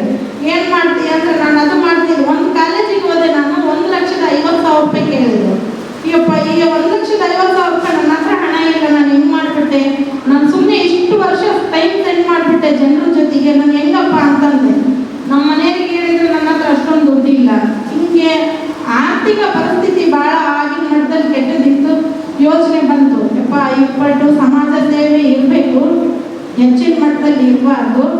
ನನಗೆ ನನ್ನ ಕುಟುಂಬದ ಇದರಿಂದ ಬೇಕು ಸಮಾಜ ಸೇವೆ. ಆದರೆ ಆರ್ಥಿಕ ಪರಿಸ್ಥಿತಿ ನಿಂತಾಗ ಕೆಲವೊಂದು ಎದುರಾಗ್ತವೆ. ಹಾಗಾಗಿ ನನ್ನ ಮಗಳದ್ದು ಹೆಚ್ಚಿನ ವಿದ್ಯಾಭ್ಯಾಸದ ಅಂಗವಾಗಿ ನಾನು ಅದು ಕಲಿಬೇಕಾಯಿತು. ಆವಾಗ ನಾನು ದುಡಿಯಕ್ಕೆ ಹೋಗ್ಬೇಕು ನನ್ನ ಮಗನ ವಿದ್ಯಾಭ್ಯಾಸಕ್ಕೆ. ಈಗ SSLC ಇನ್ನೊಂದು 4 ವರ್ಷ ಹೋದರೆ ಮಗಳು ಬರ್ತಾಳೆ, ಮಗಳಿಗೂ ದುಡ್ಡು ಬೇಕಾಗ್ತದಲ್ಲ. ಹಂಗಿದ್ರೆ ನಾನು ಈ ಕೆಲಸ ತೋರಿದು ನಾನು ಏನಾದರೂ ಉದ್ಯೋಗ ಮಾಡ್ಬೇಕಂತ ಹೇಳಿದಾಗ ಸ್ನೇಹಿತ ಬಾಬನ ಜೊತೆಗೆ ದಿವಸ ಫೋನ್ ಕಾಲಲ್ಲಿ ಮೆಸೇಜಲ್ಲಿ ಇರ್ತಿದ್ದೆ. ಅವನಿಗೆ ಹೇಳಿದೆ, ಅವನು 2 ಬೆಂಗಳೂರಲ್ಲಿ ಕಂಪ್ನಿ ಇದ್ದರು. ಹೇಳಿದೆ, ಬಾಬು ನಾನು ಬೆಂಗಳೂರಿಗೆ ಬರ್ತೀನಿ, ನನ್ನ ಮಕ್ಕಳಿಗೆ 2 ಕರ್ಕೊಂಡು ನಿನ್ನ ಕಂಪ್ನಿಯಲ್ಲಿ ಉದ್ಯೋಗ ಕೊಡು ಅಂತ ಕೇಳಿದಾಗ ಯಾಕ ಅಂತ, ಇಲ್ಲ ಪರಿಸ್ಥಿತಿ ಕೆಟ್ಟತಿ, ಮಕ್ಕಳು ಹೆಚ್ಚಿನ ವಿದ್ಯಾಭ್ಯಾಸಕ್ಕೆ ಹಣ ಬೇಕು, ನಾನು ಈ ಹಣ ದುಡಿಬೇಕಂದ್ರೆ ಈ ಊರಲ್ಲಿ ದುಡಿಯೋಕ್ಕಾಗಲ್ಲ, ನಾನು ಬೆಂಗಳೂರಿಗೆ ಬಂದ್ಬಿಡ್ತೀನಿ, ಕೆಲಸ ಕೊಡು ಅಂದಾಗ ಬಾಬು ಹೇಳ್ದ, ನಿನಗೆ ಕೆಲಸ ಕೊಡೋಕೆ ನನಗೆ ಭಾಳ ಇದು ಆಗ್ತತಿ, ಇಲ್ಲ ಕೆಲಸ ಕೊಡೋಕ್ಕಾಗಲ್ಲ, ನೀನೇ ಒಂದು ಏನಾದರೂ ಸೃಷ್ಟಿ ಮಾಡ್ಬೋದಲ್ಲ ನಿಮ್ಮೂರಲ್ಲಿ ಇದ್ದು, ಏನಾದರೂ ನೀನು 4 ಜನಕ್ಕೆ ಕೆಲಸ ಕೊಡೋಂಥ ಕೆಲಸ ಏನಾದರೂ ನೋಡ್ಕೋಬೇಕಲ್ಲ ಅಂತ ಹೇಳಿದಾಗ ಅಂಥದ್ದು ಏನಾಗತ್ತೆ ನನ್ನ ಕೈಲಿ ಆಗೋದಿಲ್ಲ ಅಂತ ಹೇಳಿದೆ ಬಾಬುಗ. ಹೇಳಿದಾಗ ಬಾಬು ಹೇಳ್ದ, ಇಲ್ಲ ನೋಡಿ ಯೋಚನೆ ಮಾಡು, 2 ದಿನ ಟೈಮ್ ಕೊಡ್ತೀನಿ, ನೀನೇನಾದರೂ ಯೋಚನೆ ಮಾಡು, ನೀನಂತ ನಿನ್ನ ಶಕ್ತಿ ಸಮರ್ಥನೆ ಮಾಡಂತ.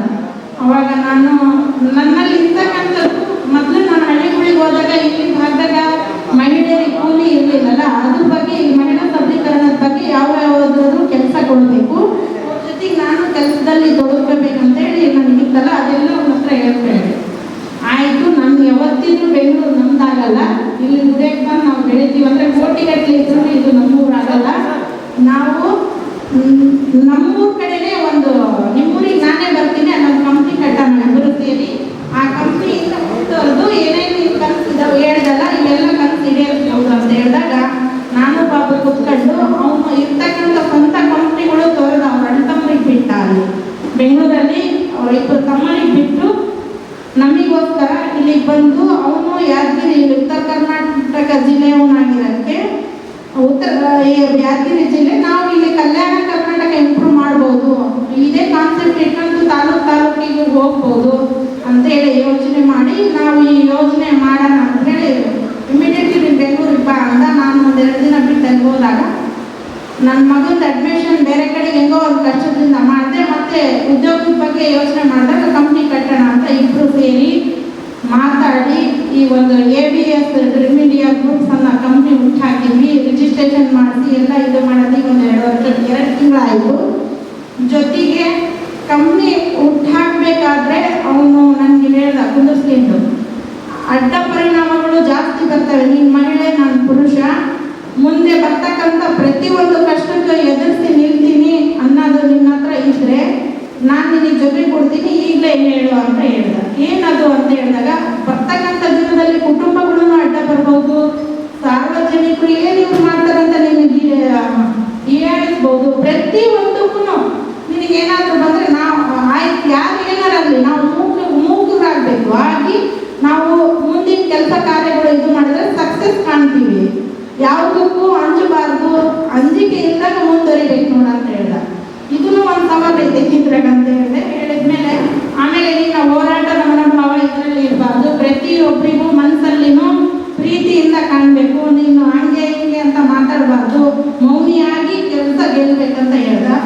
ಆಯ್ತಂತೇಳಿ ಅವನಿಗೆ ಮಾತು ಕೊಟ್ಟು ಬಾಬು ಬಂದ. ಇದ್ರ ಬಗ್ಗೆ ನನ್ನ ABS ಕಂಪ್ನಿ ಮಹಿಳೆಯರ ಬಗ್ಗೆ ಕೆಲಸ, ವಿದ್ಯಾಭ್ಯಾಸದ ಬಗ್ಗೆ ಅದಿದು ಕನಸಿತ್ತು ಹೊರತಾಗಿ ಯಾವ ರೀತಿ ಮುಂದುವರಿಬೇಕು ಅನ್ನೋದು ನನಗೆ ಒಂದು ಇಂಚಷ್ಟು ನನಗೆ ಗೊತ್ತಿರಲಿಲ್ಲ.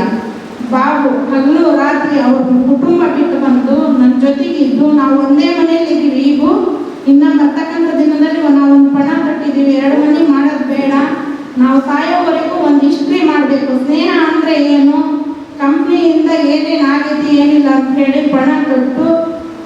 ನಾನು ಭಾಳ ರಫ್ ಇದ್ದೆ ಮೊದಲು, ಅಣ್ಣ ನೀವು ನೋಡಿರಿ ಇಷ್ಟು ಜಾಸ್ತಿ ಮಾತಾಡ್ತಿರ್ಲಿಲ್ಲ.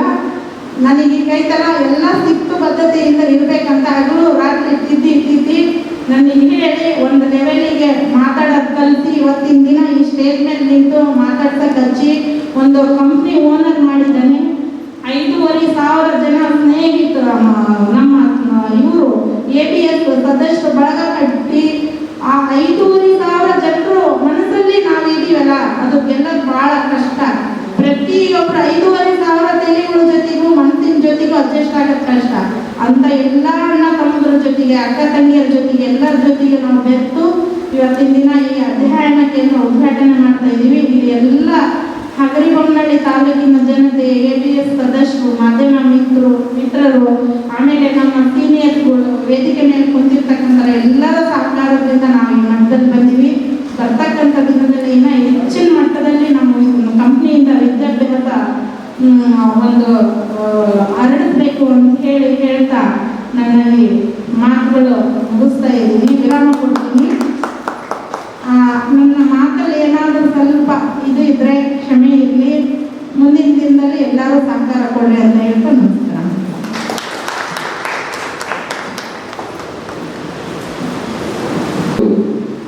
ಅವರ ಅನುಭವ ಮತ್ತು ಅವರ ಕಾಲದಲ್ಲಿ ಶಿಕ್ಷಣದ ಕೊರತೆ ಮತ್ತೆ ಮುಂದೆ ಹೇಗೆ ನಡೆಯಬೇಕು ಅನ್ನೋದು ಸಂಕ್ಷಿಪ್ತವಾಗಿ ವಿವರಿಸಿದಂತಹ ಶಂಷದ್ ಬೇಗಂ ಮೇಡಮ್ ಅವರಿಗೆ ಧನ್ಯವಾದಗಳನ್ನು ತಿಳಿಸುತ್ತೇನೆ.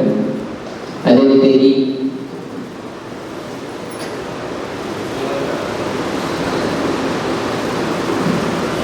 ಈಗ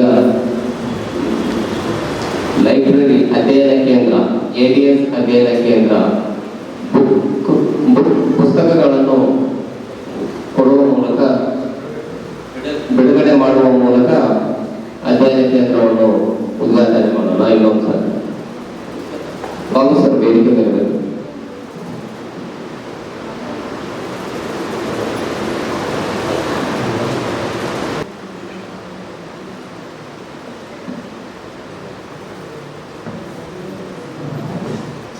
ಥ್ಯಾಂಕ್ ಯು, ಧನ್ಯವಾದಗಳು.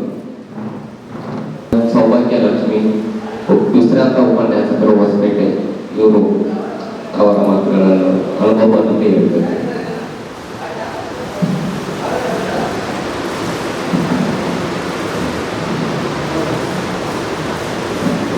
ಎಲ್ರಿಗೂ ನಮಸ್ಕಾರ. ವೇದಿಕೆಯ ಮೇಲಿರುವವರು ಮತ್ತು ವೇದಿಕೆಯ ಮುಂದಿರುವವರಿಗೆಲ್ಲರಿಗೂ ನನ್ನ ಅನಂತ ನಮಸ್ಕಾರಗಳು. ನನಗೆ ಶಂಶಾದ್ ಬೇಗಂ ಫೋನ್ ಮಾಡಿದಾಗ ಕಾರ್ಯಕ್ರಮ ಏನಂತನೂ ಗೊತ್ತಿಲ್ಲ, ಸರಿಯಾಗಿ ಹೇಳಿದ್ರು ಕಾರ್ಯಕ್ರಮ ಇದೆ, ಕೋಚಿಂಗ್ ಕ್ಲಾಸ್ ಮಾಡ್ತಿದ್ದೀವಿ, ಒಂದು ಲೈಬ್ರರಿ ಮಾಡ್ತಿದ್ದೀವಿ, ಬರ್ರಿ. ಆಯಿತು ಬರ್ತೀನಿ, ಏನು ಮಾತಾಡಬೇಕು, ವಿಷಯ ಏನಂದ್ರೆ ಏನಾದರೂ ಮಾತಾಡಬೇಕು, ನೀವು ಬರಬೇಕು ಅಂತ. ಸರಿ, ಇಲ್ಲಿ ಬಂದು ನೋಡ್ತಾ ಇದ್ದೀನಿ. ಇವತ್ತು ಕೋಚಿಂಗ್ ಕ್ಲಾಸ್ ನಮ್ಮಲ್ಲಿ ನಮ್ಮ ಫ್ರೆಂಡ್ ಒಬ್ಬರು ಡಾಕ್ಟರ್ ಸುಲೋಚನಾ ಅವರು ಮಾಡಿದ್ರು ಹೊಸಪೇಟೆಗೆ, ನಡೆಸಲಿಲ್ಲ ಅವ್ರು ಯಾಕಂತ. ಇಲ್ಲಿ ಇವರ ಒಂದು ಕಮಿಟ್ಮೆಂಟ್ ನೋಡಿದರೆ ಇದು ಚೆನ್ನಾಗಿ ನಡೀತದೆ ಅಂತ ನನಗೆ ಅನ್ನಿಸ್ತದೆ. ಈ ಕೋಚಿಂಗ್ ಅನ್ನೋದು ಯಾಕೆ ಇವತ್ತು ಸ್ಪರ್ಧೆ, ನಾವು ನಾಗಾಲೋಟದಲ್ಲಿ ಓಡ್ತಾ ಇದ್ದೀವಿ ಪ್ರಪಂಚದಲ್ಲಿ. ಎಲ್ಲಿ ಯಾರಾದರೂ ಒಂದು ಸ್ವಲ್ಪ ಎಡೆಯು ಬಿದ್ದರೆ ಅವನು ಅಲ್ಲಿ ಬಿದ್ದೋದ, ಸ್ವಲ್ಪ ಸ್ಲೋ ಮಾಡಿದರೆ ನಾವು ಅಲ್ಲೇ ನಿಂತ್ಕೊಂಡ್ಬಿಡ್ತೀವಿ. ನಿಂತರಂತೂ ಮುಗಿದೇ ಹೋಯ್ತು, ಅವ್ರು ಮುಂದಕ್ಕೆ ಹೋಗೋಕ್ಕೆ ಆಗಲ್ಲ. ಅಷ್ಟು ನಾಗಾಲೋಟದಲ್ಲಿ ಓಡಬೇಕಾದಂಥ ಪರಿಸ್ಥಿತಿ ನಮ್ಮ ಮುಂದಿದೆ.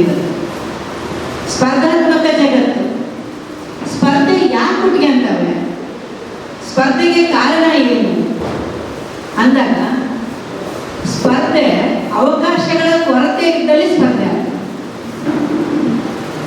ಅವಕಾಶಗಳು ಬೇಕು ಅನ್ನುವಂಥ ಜನ ಬಹಳಷ್ಟಿದ್ದಾರೆ, ಆದರೆ ಅವಕಾಶಗಳು ಇಲ್ಲ. ಆ ಸಂಖ್ಯೆಯಲ್ಲಿ ಅವಕಾಶಗಳು ಇಲ್ಲ. ಎಲ್ಲರೂ ಕೂಡ ಒಳ್ಳೆ ಅವಕಾಶ ಬೇಕು ಅಂತಾನೆ ಅಪೇಕ್ಷೆ ಪಡ್ತಾರೆ. ಇವತ್ತು ನಮ್ಗೆ ಏನಾಗಿದೆ ಅಂದ್ರೆ, ಗಾಂಧೀಜಿಯವರು ಹೇಳಿದಂಥ, ಬಸವಣ್ಣವ್ರು ಹೇಳಿದಂಥ ಈ ಏನಿದೆಯಲ್ಲ ಉದ್ಯೋಗ ಅಂತ ನಾವೇನಂತೀವಿ, ಅದರ ಬಗ್ಗೆ ಗೌರವ ಇಲ್ಲ. ಯಾವುದಾದ್ರೂ ಉದ್ಯೋಗ ಮಾಡಿ ನಾವು ಯಶಸ್ಸನ್ನು ಸಾಧಿಸೋಣ ಅನ್ನೋದಿಲ್ಲ. ಎಲ್ಲರೂ ಕೂಡ AS ಆಗಬೇಕು, IPS ಆಗಬೇಕು, ಎಲ್ಲರೂ ಕೂಡ MBBS ಸೀಟ್ ತಗೋಬೇಕು,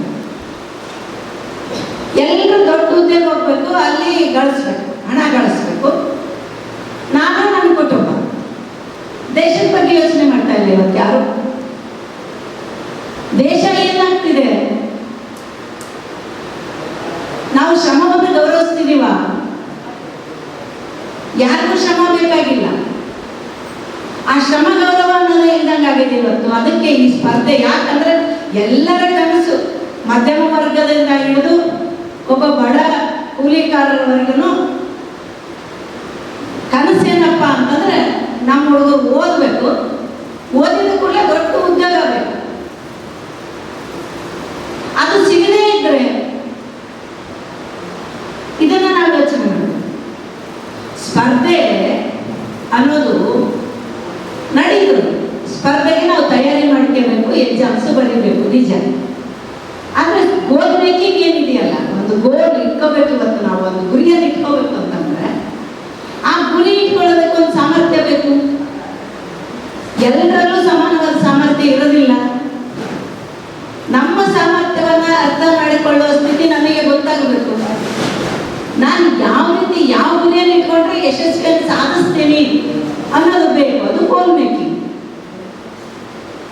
ಆ ಗೋಲ್ ಮೇಕಿಂಗಿಗಿಂತ ಹೆಚ್ಚಿನ ಗೋಲ್ ಇಟ್ಕೊಂಡಾಗ ಫೇಲ್ಯೂರ್ ಆಗ್ತಾರೆ. ಇವತ್ತಿನ ಆತ್ಮಹತ್ಯೆ ಕೇಸ್ಗಳನ್ನ ನಾವು ನೋಡ್ತೇವೆ. ತಂದೆ ತಾಯಿಗಳ ಒತ್ತಡ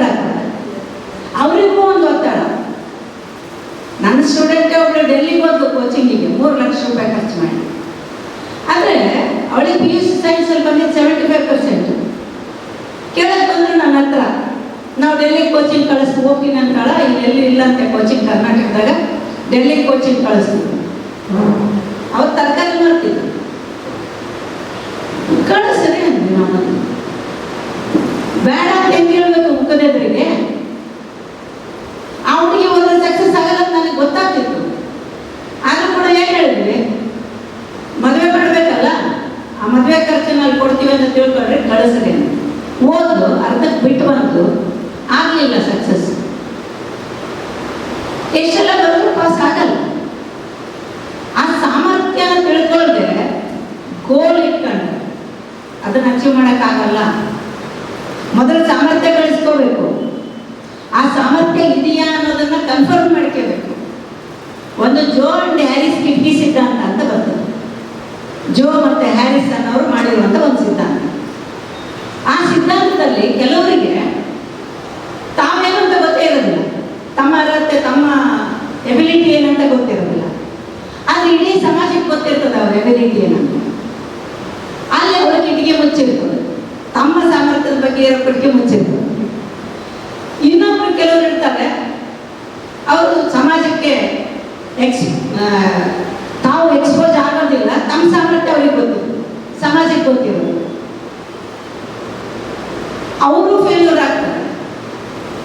ಎರಡೂ ಬೇಕು.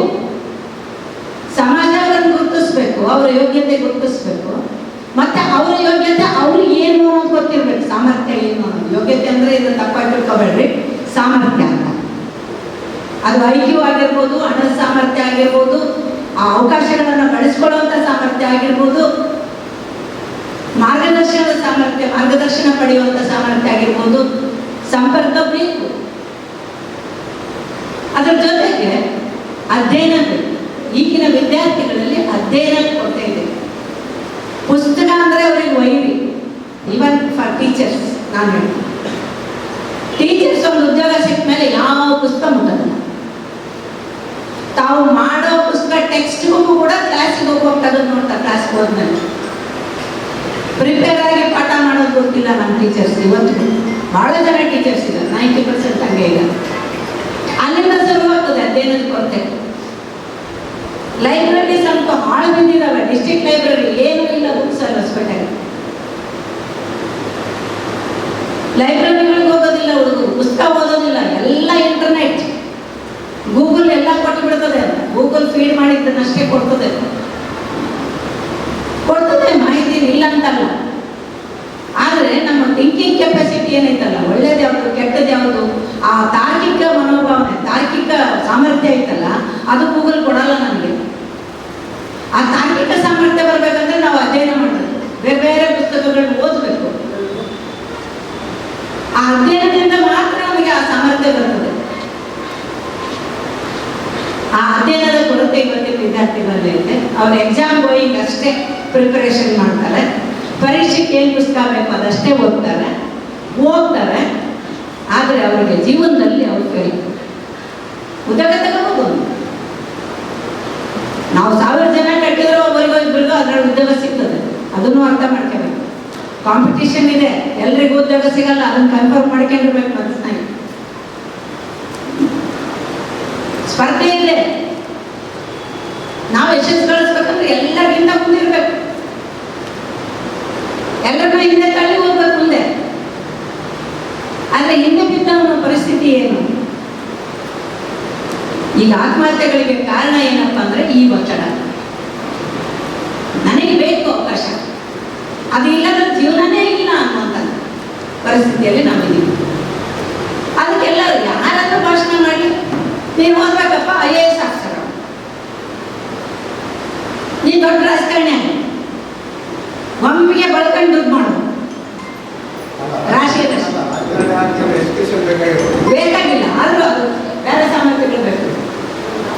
ಎಲ್ಲರೂ ಬೋಧನೆ ಮಾಡೋದನ್ನೇ ಶಾಲೆ ಟೀಚರ್ಸ್ ಮಾತಾಡಿರೋದನ್ನೇ ಹೇಳ್ತಾರೆ. ಕೇಳಿ ಕೇಳಿ ಸಾಕಾಗೋಗ್ಬಿಟ್ಟಿದೆ. ಯಾವುದೇ ಉದ್ಯೋಗ ಮಾಡ್ರಿ, ಅದರೊಳಗೆ ನೀವು ಯಶಸ್ಸು ಗಳಿಸುವಷ್ಟು ಮಟ್ಟಿಗೆ ಸಾಮರ್ಥ್ಯ ಪಡ್ಕೊಳ್ರಿ.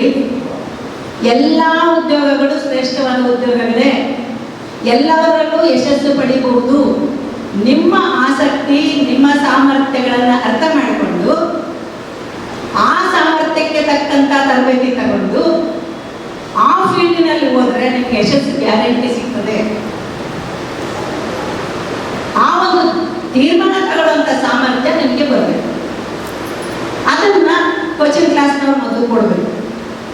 ಆ ಸಾಮರ್ಥ್ಯವನ್ನು ಗುರುತಿಸಿಕೊಳ್ಳುವಂಥ ಒಂದು ಕೋಚಿಂಗ್ ಮೊದಲು ಬೇಕು, ತರಬೇತಿ ಬೇಕು. ಅದು ಆದ ನಂತರ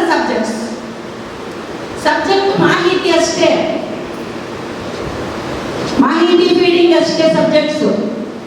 ಆದರೆ ಈ ಸಾಮರ್ಥ್ಯ ಗೋಲ್ ಮೇಕಿಂಗ್ ಒಂದು ಎಬಿಲಿಟಿ ಏನಿದೆಯಲ್ಲ ಅದನ್ನು ಕೊಡುವಂಥವ್ರು ಭಾಳ ಕೊರತೆ ಇದೆ. ಈ ಗೋಲ್ ಮೇಕಿಂಗನ್ನು ಅಚೀವ್ ಮಾಡಬೇಕು, ನಾವು ಸಾಮರ್ಥ್ಯನ ಗಳಿಸ್ಕೋಬೇಕು ಅಂತಂದರೆ ಅದಕ್ಕೆ ಒಳ್ಳೆ ಗೈಡ್ ಬೇಕು, ನಮ್ಗೆ ಒಳ್ಳೆ ಗೈಡ್ಗಳು ಸಿಗಬೇಕು. ಆ ಸಾಮರ್ಥ್ಯನ ನಮಗೆ ಕೊಡೋಂಥವ್ರಾಗಬೇಕು. ಮತ್ತು ಮಾನಸಿಕವಾಗಿ ನಾವು ಕುಗ್ಗಲಾರ್ದಂತೆ, ಮಾನಸಿಕವಾಗಿ ಈ ಸ್ಪರ್ಧಾತ್ಮಕ ಜಗತ್ತಿನಲ್ಲಿ ಕುಗ್ಗದಂತೆ ನಮ್ಮನ್ನು ಬೆಂಬಲಿಸ್ತಾ ಹೋಗುವಂಥವ್ರು, ಸೋಲು ಕಂಡಾಗಲೂ ಕೂಡ ನಮಗೆ ಧೈರ್ಯ ಹೇಳಿ ಈ ಸೋಲಲ್ಲ, ಇದು ಜೀವನದ ಸೋಲಲ್ಲ, ಒಂದು ಪರೀಕ್ಷೆ ಸೋಲು, ಈ ಪರೀಕ್ಷೆ ಸೋಲನ್ನು ಬಿಡ್ರಿ, ಜೀವನದಲ್ಲಿ ಇನ್ನೂ ಬೇರೆ ಅವಕಾಶಗಳಿದ್ದಾವೆ ಅಂತ ಹೇಳುವಂಥ ಒಬ್ಬ ಗೈಡ್ ನಮಗೆ ಸಿಕ್ಕರೆ ನಾವು ಯಶಸ್ಸನ್ನು ಕಾಣಕ್ಕೆ ಸಾಧ್ಯ ಆಗ್ತದೆ. ಅಂಥ ಮಾರ್ಗದರ್ಶಕರು ನಿಮಗೆಲ್ಲ ಸಿಗಲಿ ಅಂತ ಹಾರೈಸ್ತಾ ನನ್ನ ಮಾತು.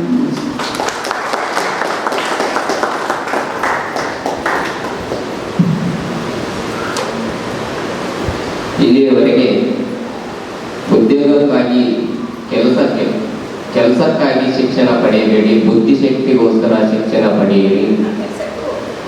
ಕೆಲಸ ಇರಲಿ, ಆದರೆ ಬುದ್ಧಿಶಕ್ತಿ ಅಂತಂದು ಮತ್ತೆ ಯಾವುದೇ ಇರಲಿ ಒಂದು ಗೋಲ್ ಇಟ್ಕೊಂಡ್ರೆ ಆ ಗೋಲ್ ನಾವು ಮುಟ್ತೀವೋ ಇಲ್ಲೋ ಅನ್ನೋ ಸಾಮರ್ಥ್ಯ ಇರಬೇಕು. ಒಂದು ತುಂಬ ವಿವರವಾಗಿ ವಿವರಿಸಿದಂಥ ಸೌಭಾಗ್ಯಲಕ್ಷ್ಮಿ ಮೇಡಮ್ ಅವರಿಗೆ ಹೃತ್ಪೂರ್ವಕ ಧನ್ಯವಾದಗಳು. ಅದೇ ರೀತಿಯಾಗಿ ಸುಧಾ ಚಿದಾನಂದ ಉಪನ್ಯಾಸಕರು PU ಕಾಲೇಜ್ ಅಗರಬೊಮ್ಮನಹಳ್ಳಿ, ಇವರು ಸಹ ಒಂದೆರಡು ಮಾತುಗಳನ್ನು ಆಡುತ್ತಾರೆ.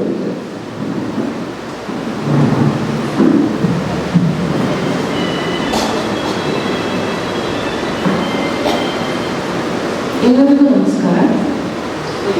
ಇದೊಂದು ವಿಶೇಷ ಕಾರ್ಯಕ್ರಮ ಅಂತಾನೆ ಹೇಳಬಹುದು.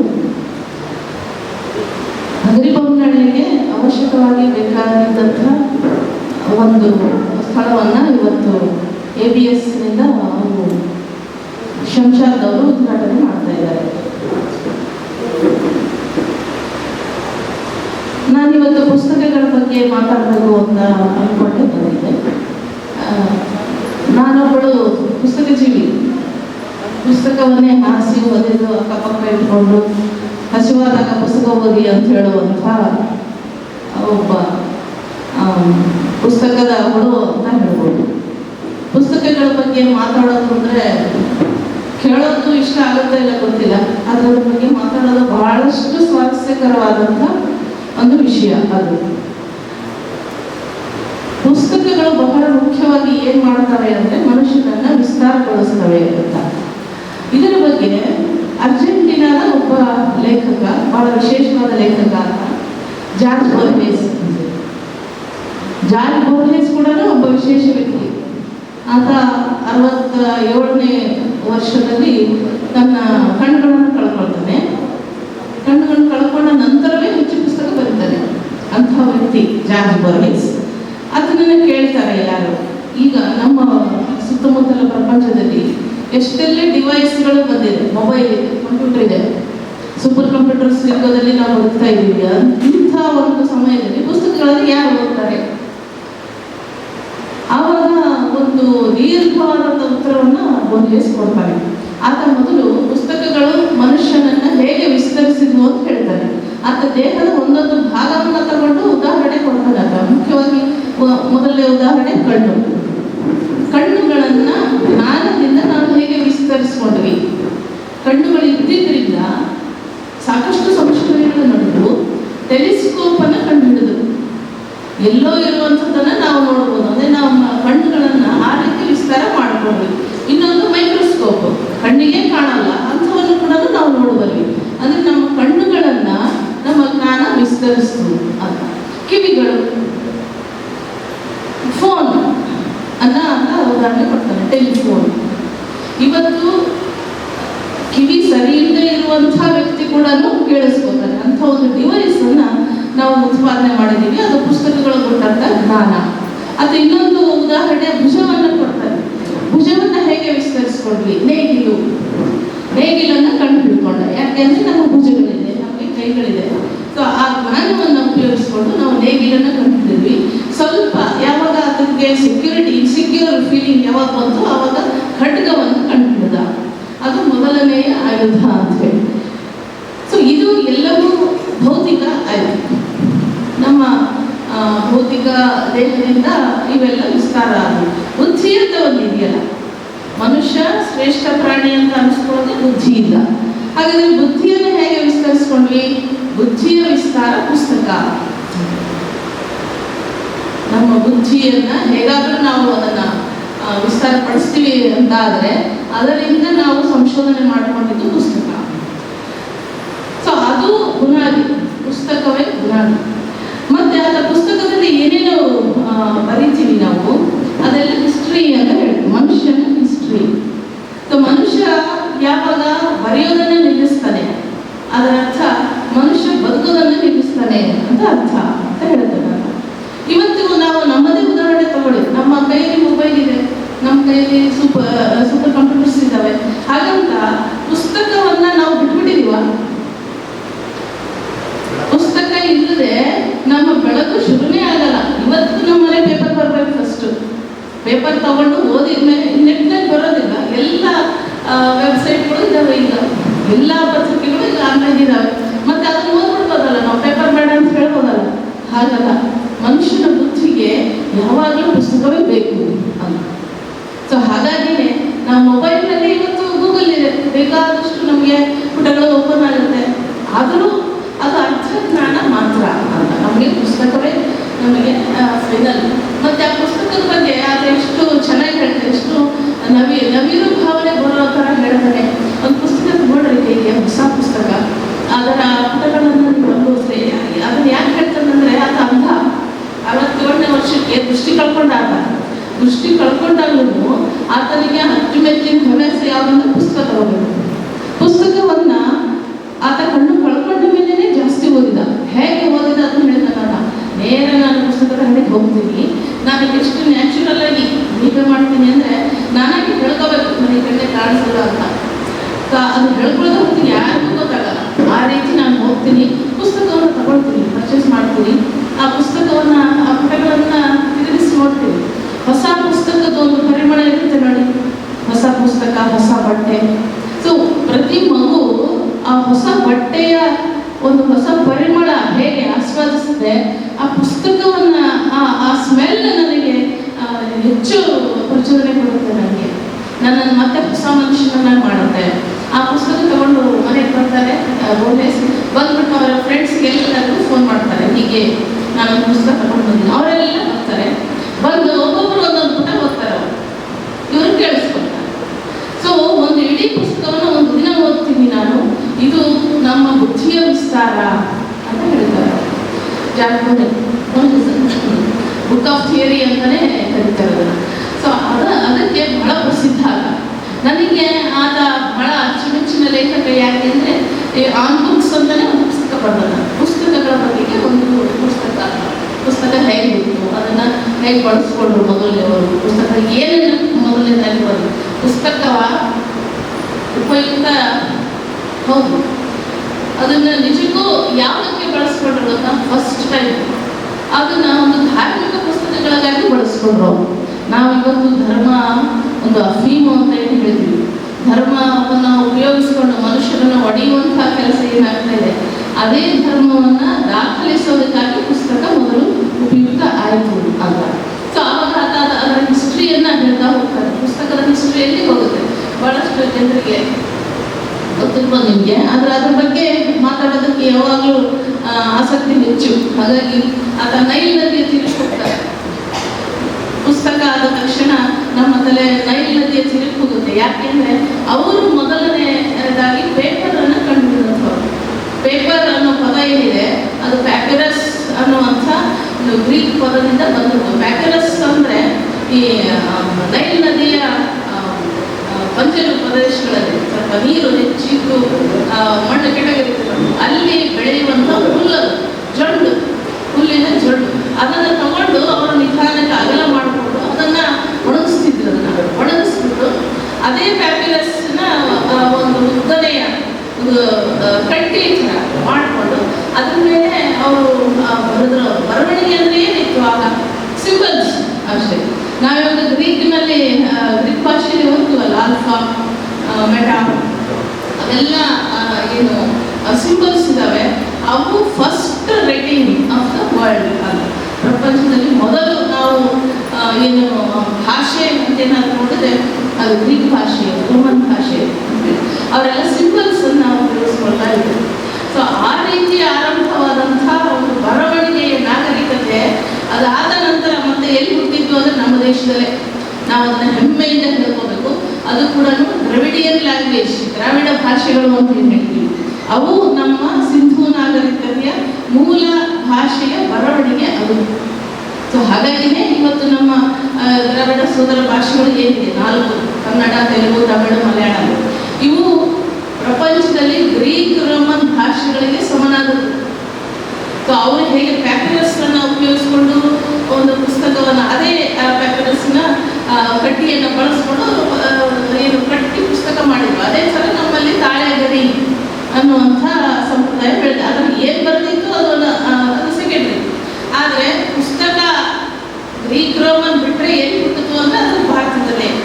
ಅದು ತಾಳೆಗರಿಯ ಓಲೆಗಳು ಈಗಲೂ ಬಳಸ್ತೀವಿ. ಅದ್ರ ಮೇಲೆ ಇರುವಂಥ ಅಕ್ಷರಗಳನ್ನು ಈಗಲೂ ಓದ್ಬೋದು. ನಮ್ಮ ಹಂಪಿ ವಿಶ್ವವಿದ್ಯಾಲಯದಲ್ಲಿ ಹಸ್ತಪ್ರತಿ ವಿಭಾಗ ಅಂತಲೇ ಇದೆ. ಸೊ ಒಂದ್ಸಲ ಹೋಗಿ ಅಲ್ಲಿಗೆ ಸುಮ್ಮನೆ ನೋಡ್ಲಿಕ್ಕೆ ಹೋಗಿ, ಎಲ್ಲರೂ ಬಿಡಲ್ಲ, ಯಾರನ್ನಾದ್ರೂ ರಿಕ್ವೆಸ್ಟ್ ಮಾಡ್ಕೊಂಡು ಹೋಗಿ ಒಳಗಡೆ. ಅದ್ಭುತವಾದಂಥ ರೀತಿಯಲ್ಲಿ ಎಲ್ಲವನ್ನ ಸಂಗ್ರಹ ಮಾಡಿಟ್ಟಿದ್ದಾರೆ. ತಾಳೆಗರಿ ಓಲೆಗಳು ಅತಿ ಹೆಚ್ಚು ಎಲ್ಲಿ ಸಿಕ್ಕಿದೆ ವಿಜಯನಗರದಲ್ಲಿ ಅಂದರೆ ಹಡಗಲಿಯಲ್ಲಿ. ಅಂತ ನಾವು ಇನ್ನೊಂದು ಹೆಮ್ಮೆ ಪಡುವಂಥ ಸ್ಥಳ ನಮ್ಮಲ್ಲಿದೆ, ಹೋಬಳಿ.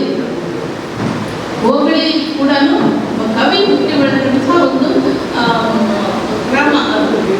ಸೊ ಅಷ್ಟು ಹೆಮ್ಮೆಯನ್ನ ನಮಗೆ ಪುಸ್ತಕ ಪರಂಪರೆ ಹೊಂದಿರುವಂಥ ಜನ ನಾವು ಕನ್ನಡದವರು. ಅದರಲ್ಲೂ ಈ ಹಂಪಿ ವಿಶ್ವವಿದ್ಯಾಲಯ ಇಡೀ ಪ್ರಪಂಚದಲ್ಲಿ ಕನ್ನಡದ ಬಗ್ಗೆ ಅತ್ಯಧಿಕವಾದಂಥ ಅಧ್ಯಯನ ಎಲ್ಲಾದರೂ ನಡೆದಿದ್ರೆ ಅದು ಹಂಪಿ ವಿಶ್ವವಿದ್ಯಾಲಯದಲ್ಲಿ ನಡೆದಿರುವಂಥದ್ದು. ಸೊ ಅದು ಕೂಡ ನಮ್ಮ ಜಿಲ್ಲೆಯಲ್ಲಿದೆ ಅನ್ನುವಂಥದ್ದು ನಮಗೆ ಅತ್ಯಂತ ಹೆಮ್ಮೆಯ ಸಂಗತಿ.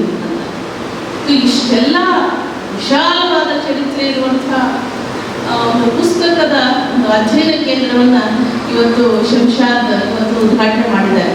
ಖಂಡಿತವಾಗ್ಲೂ ಈ ಅವರು ಇಷ್ಟು ಬಂಡವಾಳ ಹಾಕಿದ್ದಾರೆ, ಅದು ಆರ್ಥಿಕ ಬಂಡವಾಳ ಅಷ್ಟೇ ಅಲ್ಲ, ಇದು ಬೌದ್ಧಿಕ ಬಂಡವಾಳ ಇದು. ಸೊ ಹಾಗಾಗಿ ಒಂದು ಬೇರೆಯದೇ ಒಂದು ಆಯಾಮದಲ್ಲಿ ಅವ್ರ ಕಂಪನಿ ಹೋಗುತ್ತೆ ಅಂತ ನಾವು ಖಂಡಿತ ಹೇಳ್ಬೋದು. ಮತ್ತು ಇದು ಏನಿದೆ, ಇವರು ಆರಿಸಿರುವಂಥ ಒಂದು ಪ್ಲೇಸ್ ಏನಿದೆ, ಕಾಲೇಜ್ ಹುಡುಗರು ಓಡಾಡುವಂಥದ್ದೇ ಜಾಗ ಇದೆ. ಸುಮಾರು 4,500 ಜನ ನಮ್ಮ PU ಕಾಲೇಜು ಮತ್ತು ಡಿಗ್ರಿ ಕಾಲೇಜು ಸೇರಿಕೊಂಡ್ರೆ 4,500 ವಿದ್ಯಾರ್ಥಿಗಳು ಓಡಾಡುವಂಥ ರೋಡ್ನಲ್ಲಿ ಇದು ಇದೆ. ಹಾಗಾಗಿ ವಿದ್ಯಾರ್ಥಿಗಳೇ ಬಹಳ ಉಪಯುಕ್ತ ಅಂತ ನಾನು ಭಾವಿಸ್ತೀನಿ. ಮತ್ತು ಮುಂದಿನ ದಿನಗಳಲ್ಲಿ ಅದು ನಿಧಾನ ಸ್ಪ್ರೆಡ್ ಆಗುತ್ತೆ. ಇಂಥ ಸಂಗತಿಗಳಿಗೆ ಜಾಹೀರಾತೇನು ಬೇಕಾಗಲ್ಲ. ಯಾವುದು ಉಪಯುಕ್ತ ಇದೆ ಅದನ್ನು ಹುಡ್ಕೊಂಡು ಬರ್ತಾರೆ ಮಕ್ಕಳು, ಖಂಡಿತ ಬರ್ತಾರೆ. ಮತ್ತು ನಮಗೂ ಕೂಡ ಸಂತೋಷದ ಸಂಗತಿ, ಇವತ್ತು ಆ ಮೊಬೈಲ್ ಹಾವಳಿಯಿಂದ ಮಕ್ಕಳನ್ನು ಕಾಪಾಡೋದೇ ಒಂದು ದೊಡ್ಡ ಕೆಲಸ. ಮತ್ತು ನಾವು ಪೇರೆಂಟ್ಸ್ ಕೂಡ ಮಾರ್ಕ್ಸ್ ಅನ್ನೋ ಟಾರ್ಗೆಟನ್ನು ಕೊಟ್ಬಿಟ್ಟಿರ್ತೀವಿ. ಈಗ ಲಕ್ಷ್ಮಿ ಅವ್ರ ಬಗ್ಗೆ ಅದನ್ನೇ ಮಾತಾಡ್ತಿರ್ತೀವಿ ನಾವು. ಮಾರ್ಕ್ಸ್ ಅನ್ನೋದು ಟಾರ್ಗೆಟ್ ಅಲ್ಲ, ಜ್ಞಾನ ಅನ್ನೋದು ಟಾರ್ಗೆಟ್ ಆಗಬೇಕು. ಅದನ್ನು ತಿಳಿಸ್ಬೇಕು ನಾವು. ಇವತ್ತು ಡಾಕ್ಟರ್ಸ್ ಆಗಿರ್ತೀವಿ, ಇಂಜಿನಿಯರ್ಸ್ ಆಗಿರ್ತೀವಿ, ಲಾಯರ್ಸ್ ಆಗಿರ್ತೀವಿ, ಹೌದಾ, ಇದು ಎಲ್ಲವನ್ನು ಮೀರಿಸಿದಂಥ ಒಂದು ಪ್ರೊಫೆಷನ್ ಇದೆ ರಾಜಕಾರಣಿಗಳು. ನಾವು ತಮಾಷೆ ಹೇಳ್ತಿರ್ತೀವಿ, politics is the talent of last bench ಅಂತ ಹೇಳಿ. ಆ ಲಾಸ್ಟ್ ಬೆಂಚ್ನವ್ರು ಬಂದ್ರೆ ಫಸ್ಟ್ ಬೆಂಚರ್ಲೆ ಎದ್ದಿಟ್ಕೋಬೇಕು. ಟೆಂಪರರಿ ಇರ್ಬೋದು, ಬಟ್ ಇಟ್ಸ್ ಅ ಫ್ಯಾಕ್ಟ್, ಹೌದಾ. ಹಾಗಾಗಿ ಓದು ಉಕ್ಕಾಲ್, ಬುದ್ಧಿ ಉಕ್ಕಾಲ್ ಅನ್ನುವಂಥದ್ದನ್ನು ಹೇಳುವಂಥ ಜಾಗ ಇದು. ಬುದ್ಧಿಯನ್ನು ಬೆಳೆಸ್ಕೊಂಡ್ರೆ ಹೇಗೋ ಬದುಕ್ಬೋದು ಮನುಷ್ಯ, ಮತ್ತು ಎಷ್ಟು ಚೆನ್ನಾಗಿ ಬದುಕ್ತೀವಿ ನಾವು ಅನ್ನೋದು ನಮ್ಮ ಜ್ಞಾನವನ್ನು ಅವಲಂಬಿಸಿದ ಹೊರತು ಮಾರ್ಕ್ಸ್ ಅಲ್ಲ. ಸೊ ಇದನ್ನು ಕೂಡ ನಾವು ವಿದ್ಯಾರ್ಥಿಗಳಿಗೆ ಹೇಳಬೇಕು. ಪ್ರತಿ ಸಲ ರಿಸಲ್ಟ್ ಏನು ಬರುತ್ತೆ ನಾವು ಭಾಳ ಟೆನ್ಷನಲ್ಲಿ ಇರ್ತೀವಿ. ನಾವು ಮಕ್ಕಳಿಗಿಂತ ನಮಗೆ ಟೆನ್ಷನ್. ಮುಖ್ಯವಾಗಿ ಸೈನ್ಸ್ ವಿದ್ಯಾರ್ಥಿಗಳು ಇರ್ತಾರಲ್ಲ, ಅವರನ್ನು ಎಷ್ಟು ಸೂಕ್ಷ್ಮವಾಗಿ ಬೆಳೆಸ್ಬಿಡ್ತೀವಿ ಅಂದರೆ 1-2 ಮಾರ್ಕ್ಸ್ ಅನ್ನೋದನ್ನು ಭಾಳ ಸೀರಿಯಸ್ ತಗೊಳ್ತಾರೆ. ಸೊ ಯಾವ ಅವಘಡಗಳು ನಡಿಬಾರ್ದು ನಮ್ಮ ಕಾಲೇಜಲ್ಲಿ, ಯಾವ ಅಥವಾ ಆಗಬಾರದು. ಸೊ ಇದೇ ನಮ್ಮ ಪ್ರಾರ್ಥನೆ ಆಗಿರುತ್ತೆ ಯಾವಾಗಲೂ ಶಿಕ್ಷಕರಿಗೆ, ಉಪನ್ಯಾಸಕರಿಗೆ. ಮಕ್ಕಳು ಪಾಸಿಟಿವ್ ಆಗಿ ತಗೊಳ್ಳಿ ರಿಸಲ್ಟನ್ನು ಅನ್ನುವಂಥದ್ದು. ಅದಕ್ಕೆ ನಾವು ಮೊಬೈಲನ್ನು ಬಿಡಿಸ್ಬಿಟ್ಟು ಲೈಬ್ರರಿಗೆ ಕಳಿಸ್ಬೇಕು. ನಾವು ಕಂಪ್ಯೂಟರನ್ನು ಡಿಜಿಟಲ್ ಲೈಬ್ರರಿ ಅಂತ ಏನಿದೆ ಅದು ಕೂಡ ನಿಮ್ಮ ಗಮನದಲ್ಲಿರಲಿ. ಈಗ ಸಾಕಷ್ಟನ್ನು ನಾವು ಎಲ್ಲವನ್ನ ಪುಸ್ತಕದಲ್ಲಿ ಓದಲಿಕ್ಕೆ ಸಾಧ್ಯ ಇಲ್ಲ, ಕಂಪ್ಯೂಟರ್ನಲ್ಲೇ ಓದ್ತಾ ಇದ್ದೀವಿ. ಈಗೆಲ್ಲ ಮೆಡಿಕಲ್ ಸ್ಟೂಡೆಂಟ್ಸ್ ನೋಡಿ, ಅವ್ರ ಹತ್ರ ಒಂದು ಟ್ಯಾಬ್ ಇರುತ್ತೆ, ಅವ್ರ ಹತ್ರ ಆನ್ಲೈನ್ ಕೋಚಿಂಗ್ ಕ್ಲಾಸಸ್ ಇರುತ್ತೆ. ಆ ನಂತರ ಅವ್ರು ಪ್ರಿಂಟ್ ತಗೊಂಡು ಓದ್ತಾರೆ ಅವರು. ಸೊ ಆ ವ್ಯವಸ್ಥೆ ಕೂಡ ಬೇಕು ಈಗ. ಅದು ನಿಮ್ಮ ಗಮನದಲ್ಲಿರಲಿ. ಒಂದು ಪ್ರಿಂಟನ್ನು ತಗೊಳ್ಳುವಂಥ ವ್ಯವಸ್ಥೆಯನ್ನು ಅಥವಾ ಕಂಪ್ಯೂಟರ್ನಲ್ಲೇ ಈಗ ಗ್ರಾಮೀಣ ವಿದ್ಯಾರ್ಥಿಗಳು ಬರ್ತಾರೆ, ಅವರಿಗೆ ಲ್ಯಾಪ್ಟಾಪ್ ಸೌಲಭ್ಯ ಇರಲ್ಲ, ಅವರಿಗೆ ಮೊಬೈಲ್ ಸೌಲಭ್ಯ ಇರಲ್ಲ ಅವರಿಗೆ. ಸೊ ಅದನ್ನು ಕೂಡ ರೆಫರ್ ಮಾಡ್ತೀವಿ ನಾವು ಎಷ್ಟೋ ಸಲ. ಸೊ ಇಂಥ ವೆಬ್ಸೈಟ್ನಲ್ಲಿ ಈ ಥರ ನೋಟ್ಸ್ ಇದೆ. ಅಥವಾ ನಮ್ಮ PU-ನಲ್ಲೇ ಈಗ ಪ್ರಶ್ನೆಕೋಟಿ ಅಂತ ಬಿಟ್ಟಿದ್ದಾರೆ, PUC-ನಲ್ಲಿ ವಿದ್ಯಾರ್ಥಿಗಳ ಗಮನಕ್ಕಿರಲಿ ಅಂತ ಹೇಳ್ತಾರೆ. ಸೊ ಆ ಪ್ರಶ್ನೆಕೋಟಿಯನ್ನು ಪ್ರಿಂಟ್ ತಗೊಂಡು ಅವ್ರು ಆನ್ಸರ್ ಮಾಡಿದ್ದೇ ಆದರೆ ಡೆಫಿನೆಟ್ ಅವರು ಫಸ್ಟ್ ಕ್ಲಾಸಲ್ಲಿ ಪಾಸ್ ಆಗ್ತಾರೆ. ಸೊ ಆ ರೀತಿಯ ವ್ಯವಸ್ಥೆಯನ್ನು ಡಿಪಾರ್ಟ್ಮೆಂಟೇ ಮಾಡಿದೆ ಈಗ. ಸೊ ಅಂಥ ಒಂದು ಡಿಜಿಟಲ್ ಲೈಬ್ರರಿಯ ಅವಶ್ಯಕತೆ ಕೂಡ ಹಗರಿಬೊಮ್ಮನಲ್ಲಿದೆ. ಸೊ ಇದು ಈಗ ಶುರುವಾಗಿದೆ. ಆ ನಂತರ ದಿನಗಳಲ್ಲಿ ಅವರು ಬೇರೆ ಬೇರೆಯವರೆಲ್ಲ ಸೇರಿಸಿಕೊಂಡು ಲೈಬ್ರರಿಯನ್ನು ವಿಸ್ತಾರಗೊಳಿಸ್ತೀವಿ ಅಂತ. ಅದು ಅತ್ಯಂತ ಅಗತ್ಯವಾಗಿ ಬೇಕು ವಿದ್ಯಾರ್ಥಿಗಳಿಗೆ. ಮೊಬೈಲ್ನಲ್ಲಿ ಓದೋದಾದ್ರೂ ಲೈಬ್ರರಿ ಕೂತ್ಕೊಂಡೇ ಓದಿ ಅವರು. ಸೊ ಆವಾಗ ನಮ್ಮ ಕಂಟ್ರೋಲಲ್ಲಿ ಇರ್ತಾರೆ ಅವರು. ಅವ್ರು ಎಲ್ಲೋ ಕೂತ್ಕೊಂಡು ಮೊಬೈಲ್ ಓಪನ್ ಮಾಡಿದ್ರೆ ಏನು ನೋಡ್ತಾರೆ ಯಾರಿಗೂ. ಹೌದು. ಸೊ ಈ ರೀತಿ ಒಂದು ಅದ್ರ ಬಗ್ಗೆನೂ ಕೂಡ ಹೇಳ್ತಾರೆ Borges. Literature is a controlled dream ಅಂತ ಹೇಳಿ. ನಮ್ಮ ಡ್ರೀಮ್ಸ್ ಮೇಲೆ ನಮಗೆ ಕಂಟ್ರೋಲ್ ಇರಲ್ಲ. ಕನಸಲ್ಲಿ ನಾವು ಏನೋ ಮಾಡ್ತೀವಿ, ಏನೋ ಮರ್ತೋಗ್ಬಿಡ್ತೀವಿ. ಅದೇ ಸಾಹಿತ್ಯ ಅಂತ ಆದರೆ ಅದು ಕನಸನೇ, ಅದನ್ನು ನಾವು ಹತೋಟಿಯಲ್ಲಿ ಇಟ್ಕೊಳ್ಬೋದು ಅಂತ. ಸೊ ಹತೋಟಿಯಲ್ಲಿ ಇಲ್ಲದ ಯಾವುದೂ ಕೂಡ ಮನುಷ್ಯನನ್ನು ವಿಸ್ತಾರ ಮಾಡಲ್ಲ. ಸೊ ಅಂಥ ಒಂದು ಚೌಕಟ್ಟನ್ನು ಹಾಕೊಳ್ಳೋದಕ್ಕೆ ಪುಸ್ತಕಗಳು ದಿ ಬೆಸ್ಟ್ ಅಂತ. ಸೊ ಅಂಥ ಒಂದು ಪ್ರಯತ್ನವನ್ನು ಶಂಶಾದ್ ಬೇಗಂ ಅವರು ಮಾಡಿದ್ದಾರೆ. ಸೊ ನಮಗೆ ವೇದಿಕೆ ಮೇಲೆ ಜೊತೆಗೆ ಮಹೇಶ್ ಇದ್ದಾರೆ, ಸರೋಜಾ ಇದ್ದಾರೆ, ಮತ್ತು ಸೌಭಾಗ್ಯಲಕ್ಷ್ಮಿ ಮೇಡಮ್ ಬರ್ತಾರೆ ಅಂದ ತಕ್ಷಣ ನನಗೆ ಭಾಳ ಖುಷಿ ಆಯಿತು. ನಮ್ಮ ಸುತ್ತಮುತ್ತಲಿರುವಂಥ ಅತ್ಯಂತ ವೈಚಾರಿಕ ಪ್ರಜ್ಞೆಯ ಮಹಿಳೆ ಅವರು ಅಂತ ನಾನು ಯಾವಾಗಲೂ ಅವರನ್ನು ಪ್ರಶಂಸೆ ಮಾಡ್ತೀನಿ. ಅವರ ಮಾತುಗಳನ್ನು ಅವರಿಗೆ ಇನ್ನಷ್ಟು ಟೈಮ್ ಕೊಟ್ಟಿದ್ರೆ ಇನ್ನೂ ಒಳ್ಳೆಯ ವಿಷಯ ಹೇಳ್ತಿದ್ರು ಅವರು. ಸೊ ಅಂಥ ಕಾರ್ಯಕ್ರಮಗಳನ್ನು ಮುಂದೆ ಕೂಡ ರೂಪಿಸೋಣ. ಶಂಶಾದ್ ಕೂಡ ಅದರ ಒಂದು ಭಾಗವಾಗಿರ್ತಾರೆ ಅಂತ ಹೇಳ್ತಾ ಈ ಒಂದು ಪುಟ್ಟ ಕಾರ್ಯಕ್ರಮದಲ್ಲಿ ಅಂತ ಯಾಕೆ ಹೇಳ್ತೀನಿ ಅಂದರೆ, ನಾವು ಸಾಹಿತ್ಯದ ಕಾರ್ಯಕ್ರಮ ಮಾಡೋರಿಗೆ ಇವೆಲ್ಲ ಅಭ್ಯಾಸ. ಪ್ರೇಕ್ಷಕರು ಈ ಒಂದು ರಾಜಕೀಯದ ಒಂದು ಕಾರ್ಯಕ್ರಮ ಆದರೆ ಹೇಗೆ ಬರ್ತಾರೆ ಹಾಗೆ ಬರೋಲ್ಲ. ಸಾಹಿತ್ಯ ಎಲ್ಲರಿಗಲ್ಲ ಅಂತಲೇ ಒಂದು ಮಾತು. ಹಾಗೆ ಲೈಬ್ರರಿ ಕೂಡ ಎಲ್ಲರಿಗಲ್ಲ. ಲೈಬ್ರರಿ ಯಾರು ಕೃಷಿಯನ್ನು ವಿಸ್ತಾರ ಮಾಡ್ಕೊಳ್ತಾರೆ ಅವರಿಗೆ ಮಾತ್ರ. ಮತ್ತು ಇಲ್ಲಿ ನಂಬರ್ ಲಿಮಿಟೆಡ್ ಇರಬೇಕು. ತುಂಬ ಜನ ಬಂದರೆ ಲೈಬ್ರರಿ ಸಹಿಸ್ಕೊಳ್ಳಲ್ಲ, ಅದನ್ನು ಕೆಲವರು ಹೊರಹಾಕಿಬಿಡ್ತಾರೆ. ಸೊ ಅಂಥ ಒಂದು ವಿಶೇಷ ಗುಣ ಇರುವಂತಹ ಸ್ಥಳ ಗ್ರಂಥಾಲಯ. ಸೊ ಅದನ್ನು ಶುರು ಮಾಡಿರೋದಕ್ಕಾಗಿ ಅವರಿಗೆ ಹಗರಿಬೊಮ್ಮಳೆ ಎಲ್ಲ ವಿದ್ಯಾರ್ಥಿಗಳ ಪರವಾಗಿ ಅಭಿನಂದನೆ. ಸಾಕಷ್ಟು ಬಿಸ್ನೆಸ್ ಮಾಡ್ತಾರೆ, ಅದು ಏನಂತ ಇವತ್ತಿಗೂ ಅರ್ಥ ಆಗಿಲ್ಲ ನನಗೆ. ಬಟ್ ಇದು ನಿಜವಾಗ್ಲೂ ಎಲ್ಲರಿಗೂ ಅರ್ಥ ಆಗುವಂಥ ಕಾರ್ಯಕ್ರಮ. ನಿಮ್ಮ ವ್ಯಕ್ತಿತ್ವವನ್ನು ಕೂಡ ಲೈಬ್ರರಿ ಬೆಳೆಸಲಿ ಅಂತ ಹೇಳ್ತಾ ಎಲ್ಲರಿಗೂ ವಂದಿಸಿ ನನ್ನ ಮಾತನ್ನು ಮುಗಿಸ್ತೇನೆ. ನಮಸ್ಕಾರ.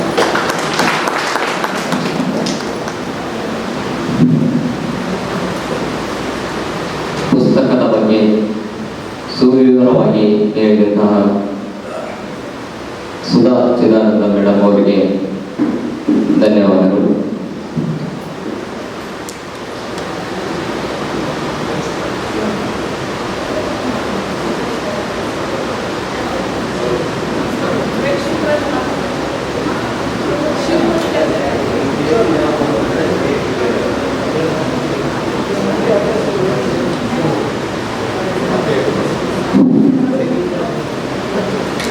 ಈಗ Shivamurthy sir press reporter plus ಉಪನ್ಯಾಸಕರು ಅವರು ಒಂದೆರಡು ಆಲಿಸುತ್ತಾರೆ.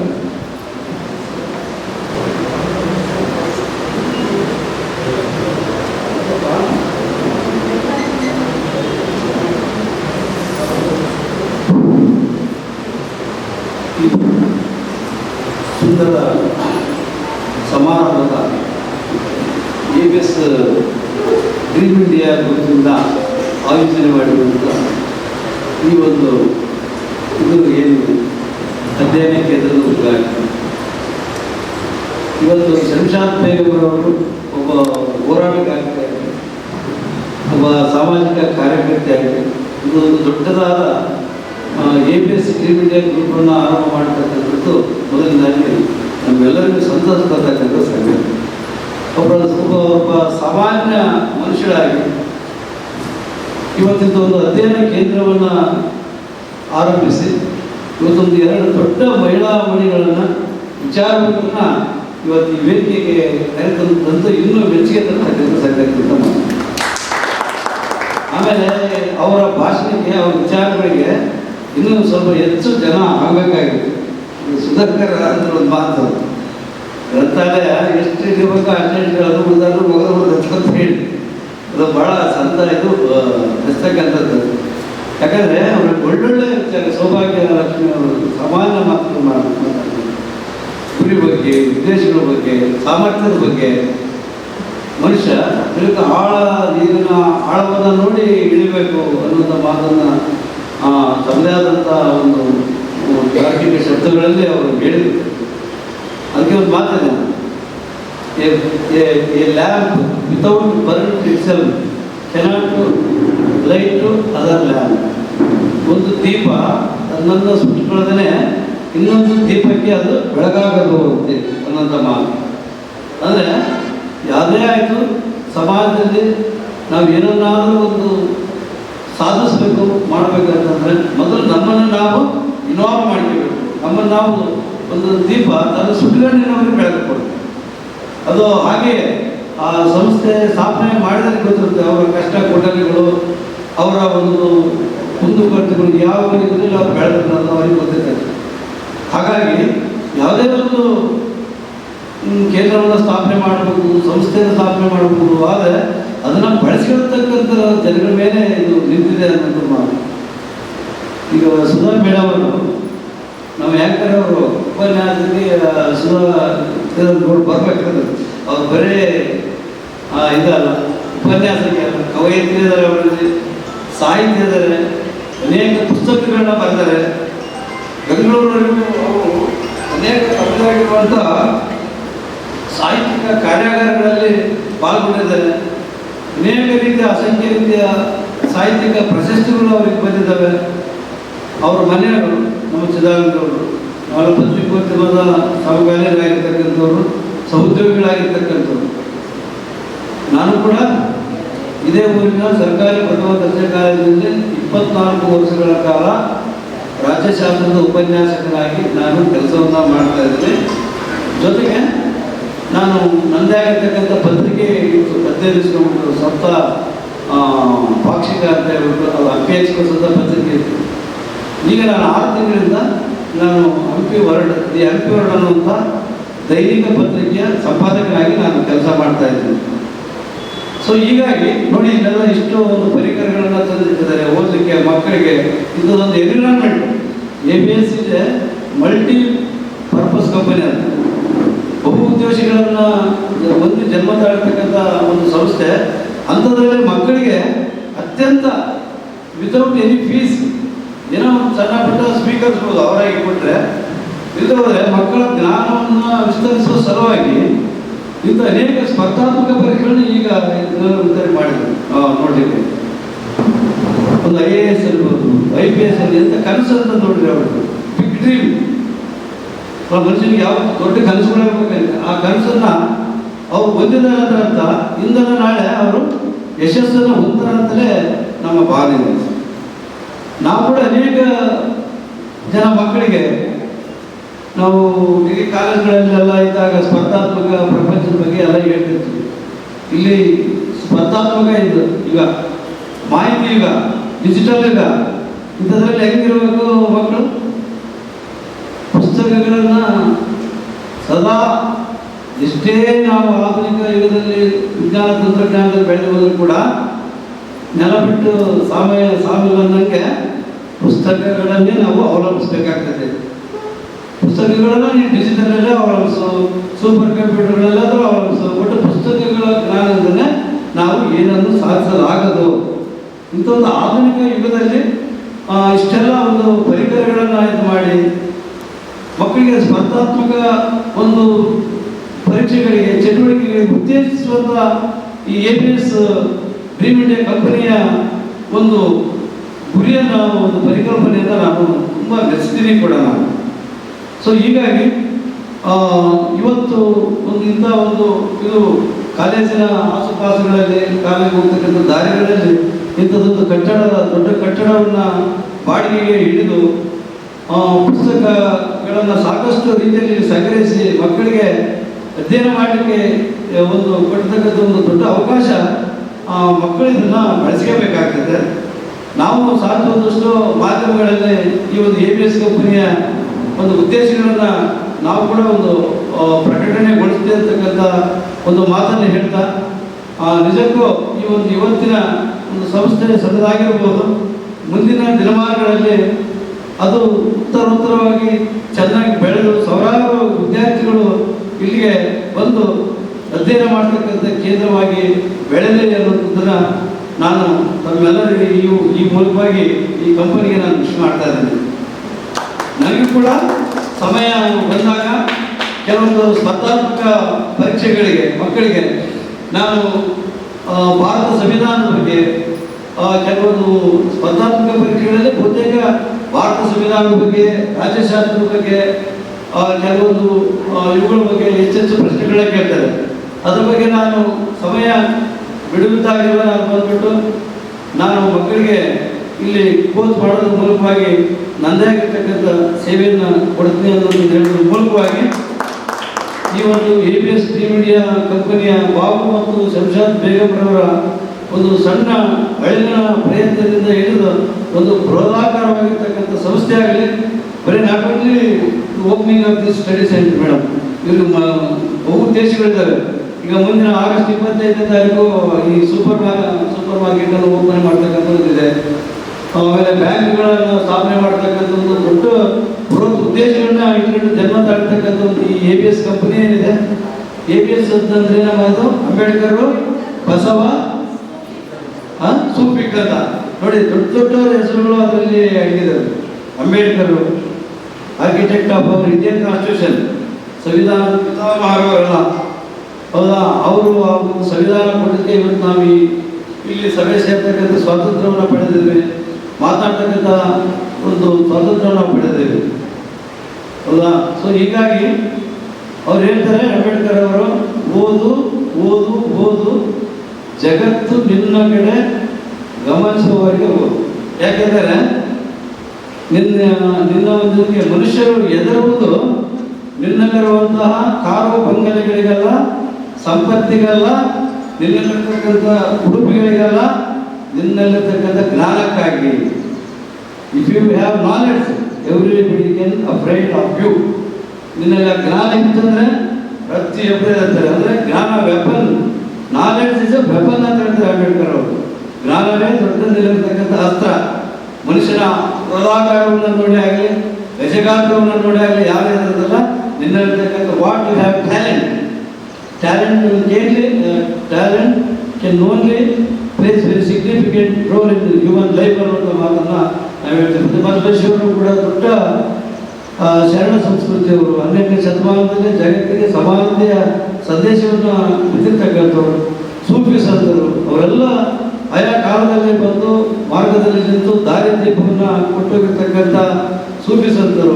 ಇಂಥ ಮಹಾತ್ಮರ ಹೆಸರನ್ನು ಇಟ್ಕೊಂಡು ಉದಯಿಸಿರ್ತಕ್ಕಂಥ ಈ ABS ಸಂಸ್ಥೆ ಇರ್ತಕ್ಕಂಥದ್ದು ಇನ್ನೂ ಮುಂದಿನ ಭವಿಷ್ಯದಲ್ಲಿ ಹೆಚ್ಚೆಚ್ಚು ಒಂದು ಕೊಡುಗೆಗಳನ್ನ ಕೊಟ್ಟು ಸಮಾಜದ ಒಂದು ರಾಷ್ಟ್ರ ನಿರ್ಮಾಣದಲ್ಲಿ ತಂದೆಯಾಗಿರ್ತಕ್ಕಂಥ ಒಂದು ಹೆಸರನ್ನು ತೆಗೆದುಕೊಳ್ಳಿ ಅನ್ನೋದು ಮಾತನ್ನು ಹೇಳ್ತಾ, ನನಗೆ ಇಲ್ಲಿ ಒಬ್ಬ ಪತ್ರಕರ್ತನನ್ನಾಗಿ ನನ್ನ ಕರೆಸಿದ್ರು. ಆದರೆ ಆ ಗುರು ಮೇಡಮನ್ನ ನಾನು ನೋಡಿದಾಗ ನಾವೆಷ್ಟಾಗಲಿ ಮತ್ತೆ ಗುರುಕುಲ ಅವರು ಗುರುಗಳಾಗಿ ಅದೇ ನಿವೃತ್ತಿ ಹೊಂದಿದ್ದಾರೆ ಮೇಡಮ್ ಅವರು. ನಮ್ಮ ಸುಧಾಕರ್ ಜೊತೆಗೆ ನಾನು ಹಲವಾರು ವರ್ಷಗಳ ಕಾಲ ನಾವಿಬ್ಬರು ಕೆಲಸ ಮಾಡಿದ್ದೆ ಡಿಗ್ರಿ ಕಾಲೇಜಲ್ಲಿ. ಅವರು ಆಮೇಲೆ PU ಕಾಲೇಜ್ಗೆ ಅಪಾಯಿಂಟ್ ಆಗೋರು. ನಾವು ಅಪಾಯಿಂಟ್ ಆಗದೇ ಹಾಗೆ ಹುಡ್ಕೊಂಡಿದ್ವಿ. ಅದು ಏನಿದ್ರು ಕೂಡ ನಾವು ಕೂಡ ಒಂದು ಕಾಲದ ಸಹೋದ್ಯೋಗಿಗಳನ್ನು ನಾನು ಭಾವಿಸ್ತಾ, ನನ್ನ ಸಹೋದರಿ ಶಂಷಾದ್ ಬೇಗಂ ಅವರು ಈ ವೇದಿಕೆಯಲ್ಲಿ ಶಿಕ್ಷಣದ ಬಗ್ಗೆ ತಾವಿರ್ತಕ್ಕಂಥ ಗುರಿಗಳನ್ನು ಪ್ರತಿಷ್ಠಾಪಿಸುವುದರ ಮೂಲಕವಾಗಿ ಇದು ಜನಮಾನದಲ್ಲಿ ಉಳಿದು ಬೆಳೆದು ಯಾವತ್ತೂ ಕೂಡ ಈ ಸಮಾಜಕ್ಕೆ ಬೆಳಕಾಗಿಲ್ಲ ಅಂತ ಹೇಳ್ತಾ ನನ್ನ 4 ಮಾತು ಮುಗಿಸ್ತಾ ಇದ್ದೀನಿ. ಜೈ ಹಿಂದ್, ಜೈ ಕರ್ನಾಟಕ.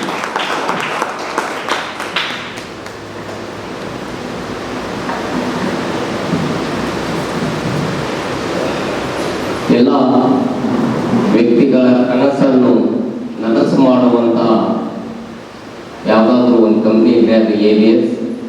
ಅದೇ ರೀತಿಯಾಗಿ ABS ಬಹು ಉದ್ದೇಶಗಳನ್ನು ಹೊಂದಿರತಕ್ಕಂಥ ಕಂಪ್ನಿ ಎಂದು ABS ಡ್ರೀಮ್ ಇಂಡಿಯಾ ಗ್ರೂಪ್ ಬಗ್ಗೆ ಸುವಿಸ್ತಾರವಾಗಿ ಹೇಳಿದಂತಹ ಶಿವಮೂರ್ತಿ ಸರ್ ಅವರಿಗೆ ಧನ್ಯವಾದಗಳು.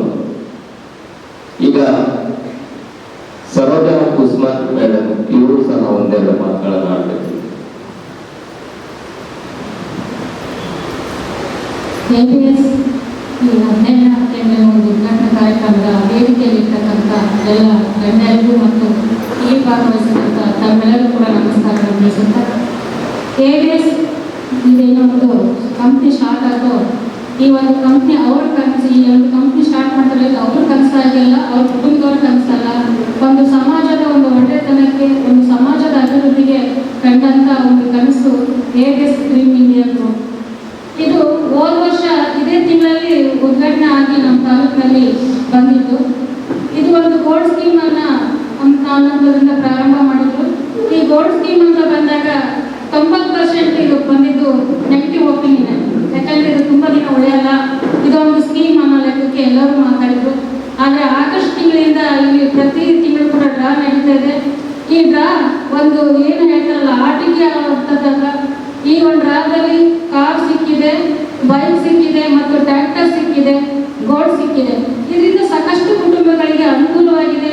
ಅವ್ರ ಜೀವನ ರೂಪಿಸ್ಕೊಳ್ಳೋಕ್ಕೆ ಒಂದು ಮಾರ್ಗದರ್ಶನವನ್ನ ಈ ABS ಗ್ರೂಪ್ ಇಂದ ಕಲ್ಪಿಸಿಕೊಟ್ಟಿದ್ದಾರೆ. ಹಾಗೆಯೇ ಈ ಒಂದು ದಿನ ಈ ABS ಅಧ್ಯಯನ ಕೇಂದ್ರವನ್ನು ಉದ್ಘಾಟನೆ ಮಾಡಿದ್ದಾರೆ.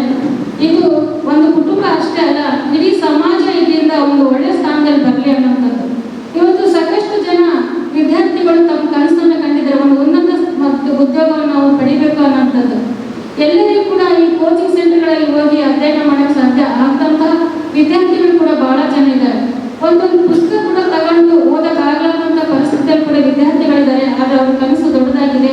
ಅವರು ಈ ಒಂದು ಸಮಾಜಕ್ಕೆ ಒಂದು ಮುಖ್ಯವಾದಂತಹವರಾಗಿದ್ದಾರೆ, ಮಾರ್ಗದರ್ಶಕರಾಗಿದ್ದಾರೆ, ಮತ್ತೆ ಒಂದು ಸಮಾಜದ ಬೆಳವಣಿಗೆ ಅವರು ಕೂಡ ಒಂದು ಸ್ಫೂರ್ತಿದಾಯಕರಾಗಿರ್ತಾರೆ. ಅಂತಹ ವಿದ್ಯಾರ್ಥಿಗಳಿಗೆ ಸ್ಫೂರ್ತಿಯಾಗಿ ಈ ಒಂದು ಅಧ್ಯಯನ ಕೇಂದ್ರವನ್ನ ABS ಡ್ರೀಮ್ ಇಂಡಿಯಾ ಗ್ರೂಪ್ ಪ್ರಾರಂಭ ಮಾಡಿದ್ದಾರೆ. ಆ ಗ್ರೂಪ್ಗೆ ನಾನು ಧನ್ಯವಾದಗಳನ್ನು ತಿಳಿಸ್ತೀನಿ. ಇದು ಒಂದು ಸಮಾಜಮುಖಿಯಾದಂತಹ ಒಂದು ಕೆಲಸವನ್ನು ಅವರು ಮಾಡಿದ್ದಾರೆ. ಆ ಸಂಸ್ಥೆ ನಡೆಸ್ತಕ್ಕಂಥದ್ದು ಮತ್ತು ಆ ಸಂಸ್ಥೆಯಲ್ಲಿ ಕೆಲಸ ಮಾಡುವಂಥವ್ರಿಗೆ ಎಲ್ಲರಿಗೂ ಕೂಡ ನಾನು ಅಭಿನಂದನೆ ತಿಳಿಸ್ತೀನಿ. ಈ ಒಂದು ಗ್ರೂಪ್ನ ನಡೆಸಿದ ಈ ಒಂದು ಏನು ಡ್ರೀಮ್ ಇಂಡಿಯಾ ಗ್ರೂಪ್ ಮುಖ್ಯಸ್ಥರಾದಂಥ ಶಂಷಾದ್ ಅವ್ರದ್ದು ಇನ್ನೊಂದು ಕನಸಿದೆ, 100 ಜನ ಮಹಿಳೆಯರಿಗೆ ಉದ್ಯೋಗ ಕೊಡ್ಬೇಕನ್ನೋಂಥದ್ದು.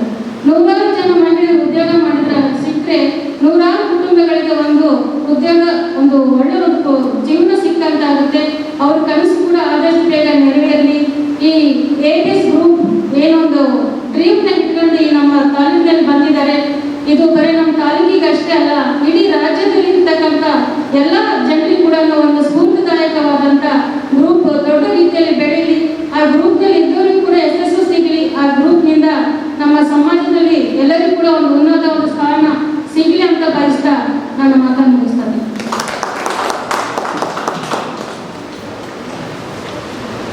ABS ಡ್ರೀಮ್ ಇಂಡಿಯಾ ಗ್ರೂಪ್ಸ್ ಬರೀ ಟ್ರ್ಯಾಕ್ಟರು, ಬೈಕು, ಕಾರು, ಬಂಗಾರ ಮಾತ್ರ ಕೊಟ್ಟಿಲ್ಲ, ಅದರ ಜೊತೆಗೆ ಶಿಕ್ಷಣವನ್ನು ಕೊಡಲು ಮುಂದಾಗಿದೆ ಎಂದು ಹೇಳಿದಂಥ ಸರೋಜಾ ಉಸ್ಮಾನ್ ಮೇಡಮ್ ಅವರಿಗೆ ಧನ್ಯವಾದಗಳು.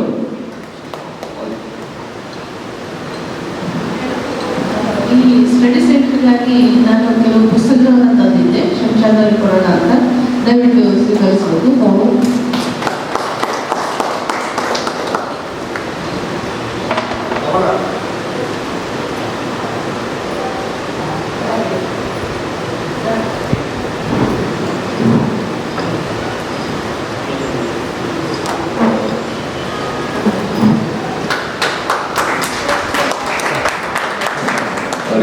ಹೃತ್ಪೂರ್ವಕ ಧನ್ಯವಾದಗಳು ಸುಧಾ ಚಿದಾನಂದ ಮೇಡಮ್ ಅವರಿಗೆ.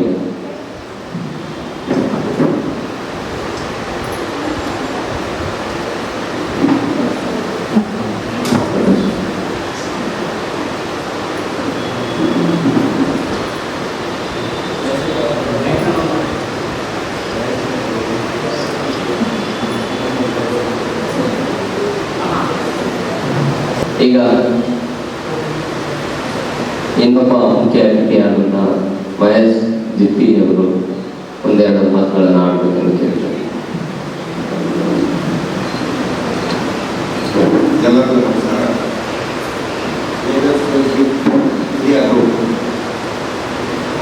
ನೇರವಾಗಿ ವಿಷಯಕ್ಕೆ ಸಂಸತ್ಗಳಲ್ಲಿ ಬಾಬಣ್ಣರಾಗಲಿ ಕೆಲವೊಬ್ಬರು ಹಳ್ಳಿಯವರು ಏನೇನೋ ಕೇಳ್ಕೊಂತ ಬರ್ತಾರೆ. ಸ್ವಲ್ಪ ರೊಕ್ಕದ ಅನುಕೂಲ ಮಾಡಿಕೊಡ್ರಿ, ಅದು ಮಾಡಿಕೊಡ್ರಿ, ಇದು ಮಾಡಿಕೊಡ್ರಿ. ರೊಕ್ಕದ ಅನುಕೂಲ ಮಾಡಿಕೊಡ್ತೀವಂದ್ರೆ ನಿಮ್ಮ ಮಕ್ಕಳಿಗೆ ಎಜುಕೇಷನ್ಗೆ ಏನಾದರೂ ಬೇಕಾಗಿತ್ತಪ್ಪ ಅಂದ್ರೆ ನಮ್ಮ ಬಗ್ಗೆ ಅದನ್ನು ಹೊರತುಪಡಿಸಿ ಸಾಲ ಕೊಡ್ರಿ, ಅದು ಕೊಡ್ರಿ, ಇದು ಕೊಡ್ರಿ, ದಯಮಾಡಿ ಬರಕ್ಕೆ ಹೋಗ್ರಿ.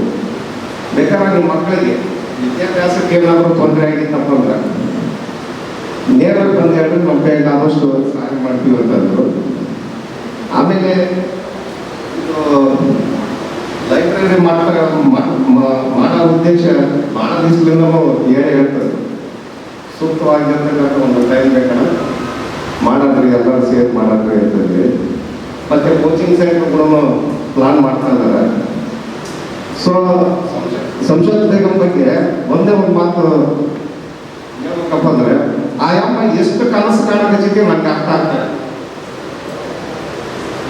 ಸುಮಾರು ಸಲ ಏನಾಗ ಒಂದು ವಿಷಯ ಹೇಳ್ತಿದ್ದಾರೆ, ಅಣ್ಣ ಇಂಥದ್ದೊಂದು ಆಸೆ ಐತಿ, ಇಂಥದ್ದು ಕನಸು ಐತಿ ಅಂತ ಒಂದು ಮನಸ್ಸು ಮಾಡ್ಬೇಕು, ಕೋಚಿಂಗ್ ಸೆಂಟರ್ ಮಾಡಬೇಕು, ಉದ್ಯೋಗ ಸೃಷ್ಟಿ ಮಾಡಬೇಕು, ಮಹಿಳೆಯರ ಸಬಲೀಕರಣಕ್ಕೋಸ್ಕರ ಉದ್ಯೋಗಗಳನ್ನು ಸಾಕಷ್ಟು ಕೊಡ್ಬೇಕು ಅಂತಂದು ಹೇಳಿ ಎಲ್ಲವೂ ಕನಸಿನ ರೂಪದಲ್ಲಿ ಹೇಳ್ತದೆ. ಅದನ್ನು ನಾನು ಕೇಳ್ತಾ ಇದ್ದೀನಿ, ಇನ್ನು ಎಷ್ಟು ಕನಸು ಕೊಡೋದು ಸಂಶೋಧನೆ, ಇನ್ನೂ ಕನಸುಗಳು ಎಷ್ಟು ನಮಗೆ ಕನಸು ಕಾಣಕ್ಕಾಗ್ತಾ ಇಲ್ಲ. ಆಯ ನಂತರ ಕನಸುಗಳನ್ನ ನಾವು ಕನಸ ಕಾಣಕ್ಕೆ ಆಗ್ತಾ ಇಲ್ಲ. ಸೊ ಲೈಬ್ರರಿಗೆ ಬರ್ತಕ್ಕಂಥ ವಿದ್ಯಾರ್ಥಿಗಳಿಗಾಗಲಿ ಎಲ್ಲರಿಗೂ ಅನುಕೂಲ ಆಗಲಿ ಈ ಸಂಸ್ಥೆ ಇನ್ನೂ ಹೆಚ್ಚು ಹೆಚ್ಚು ಮಟ್ಟದಲ್ಲಿ ಬೆಳೆಯಲಿ ಅಂತ ಆಶೀರ್ವಿಸ್ತಾ ನನ್ನ ಮಾತು ವಿರಾಮ.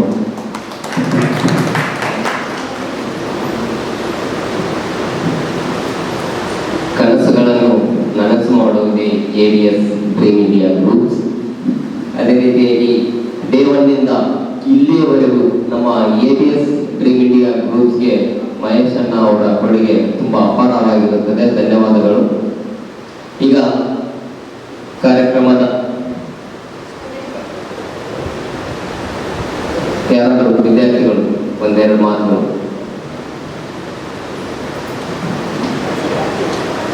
ರಾಕೇಶ್ ಬನ್ನಿ. ಸಂತೋಷ್ ಬಾ.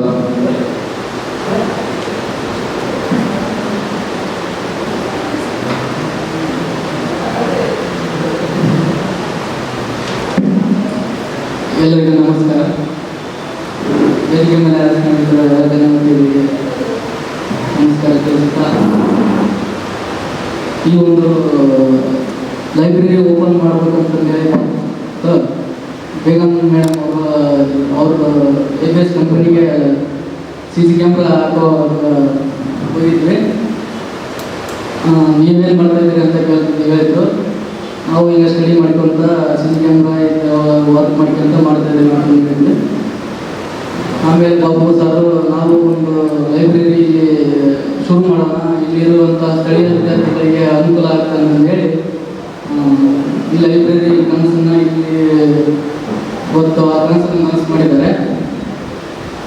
ನಮ್ಮಿಂದ ಅವರಿಗೆ ಧನ್ಯವಾದಗಳನ್ನು ತಿಳಿಸುತ್ತಾ, ಬೇಗಂ ಮೇಡಮ್ ಅವರು ಅವರಿಗೆ ಧನ್ಯವಾದಗಳನ್ನು ವಾಪಸ್ ಸಾರಿ ಧನ್ಯವಾದ ತಿಳಿಸುತ್ತಾ ಈ ನಾನು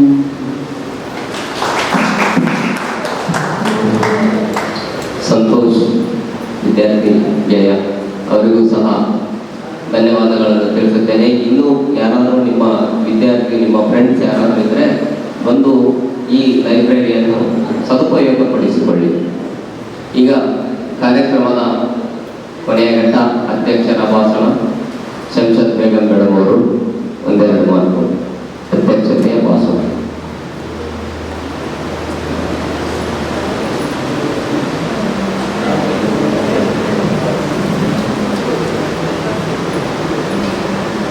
ಪ್ರಾಸ್ತಾವಿಕ ನುಡಿಗಳಲ್ಲೆಲ್ಲ ಮಾತಾಡ್ಬಿಟ್ಟಿದ್ದೀನಿ.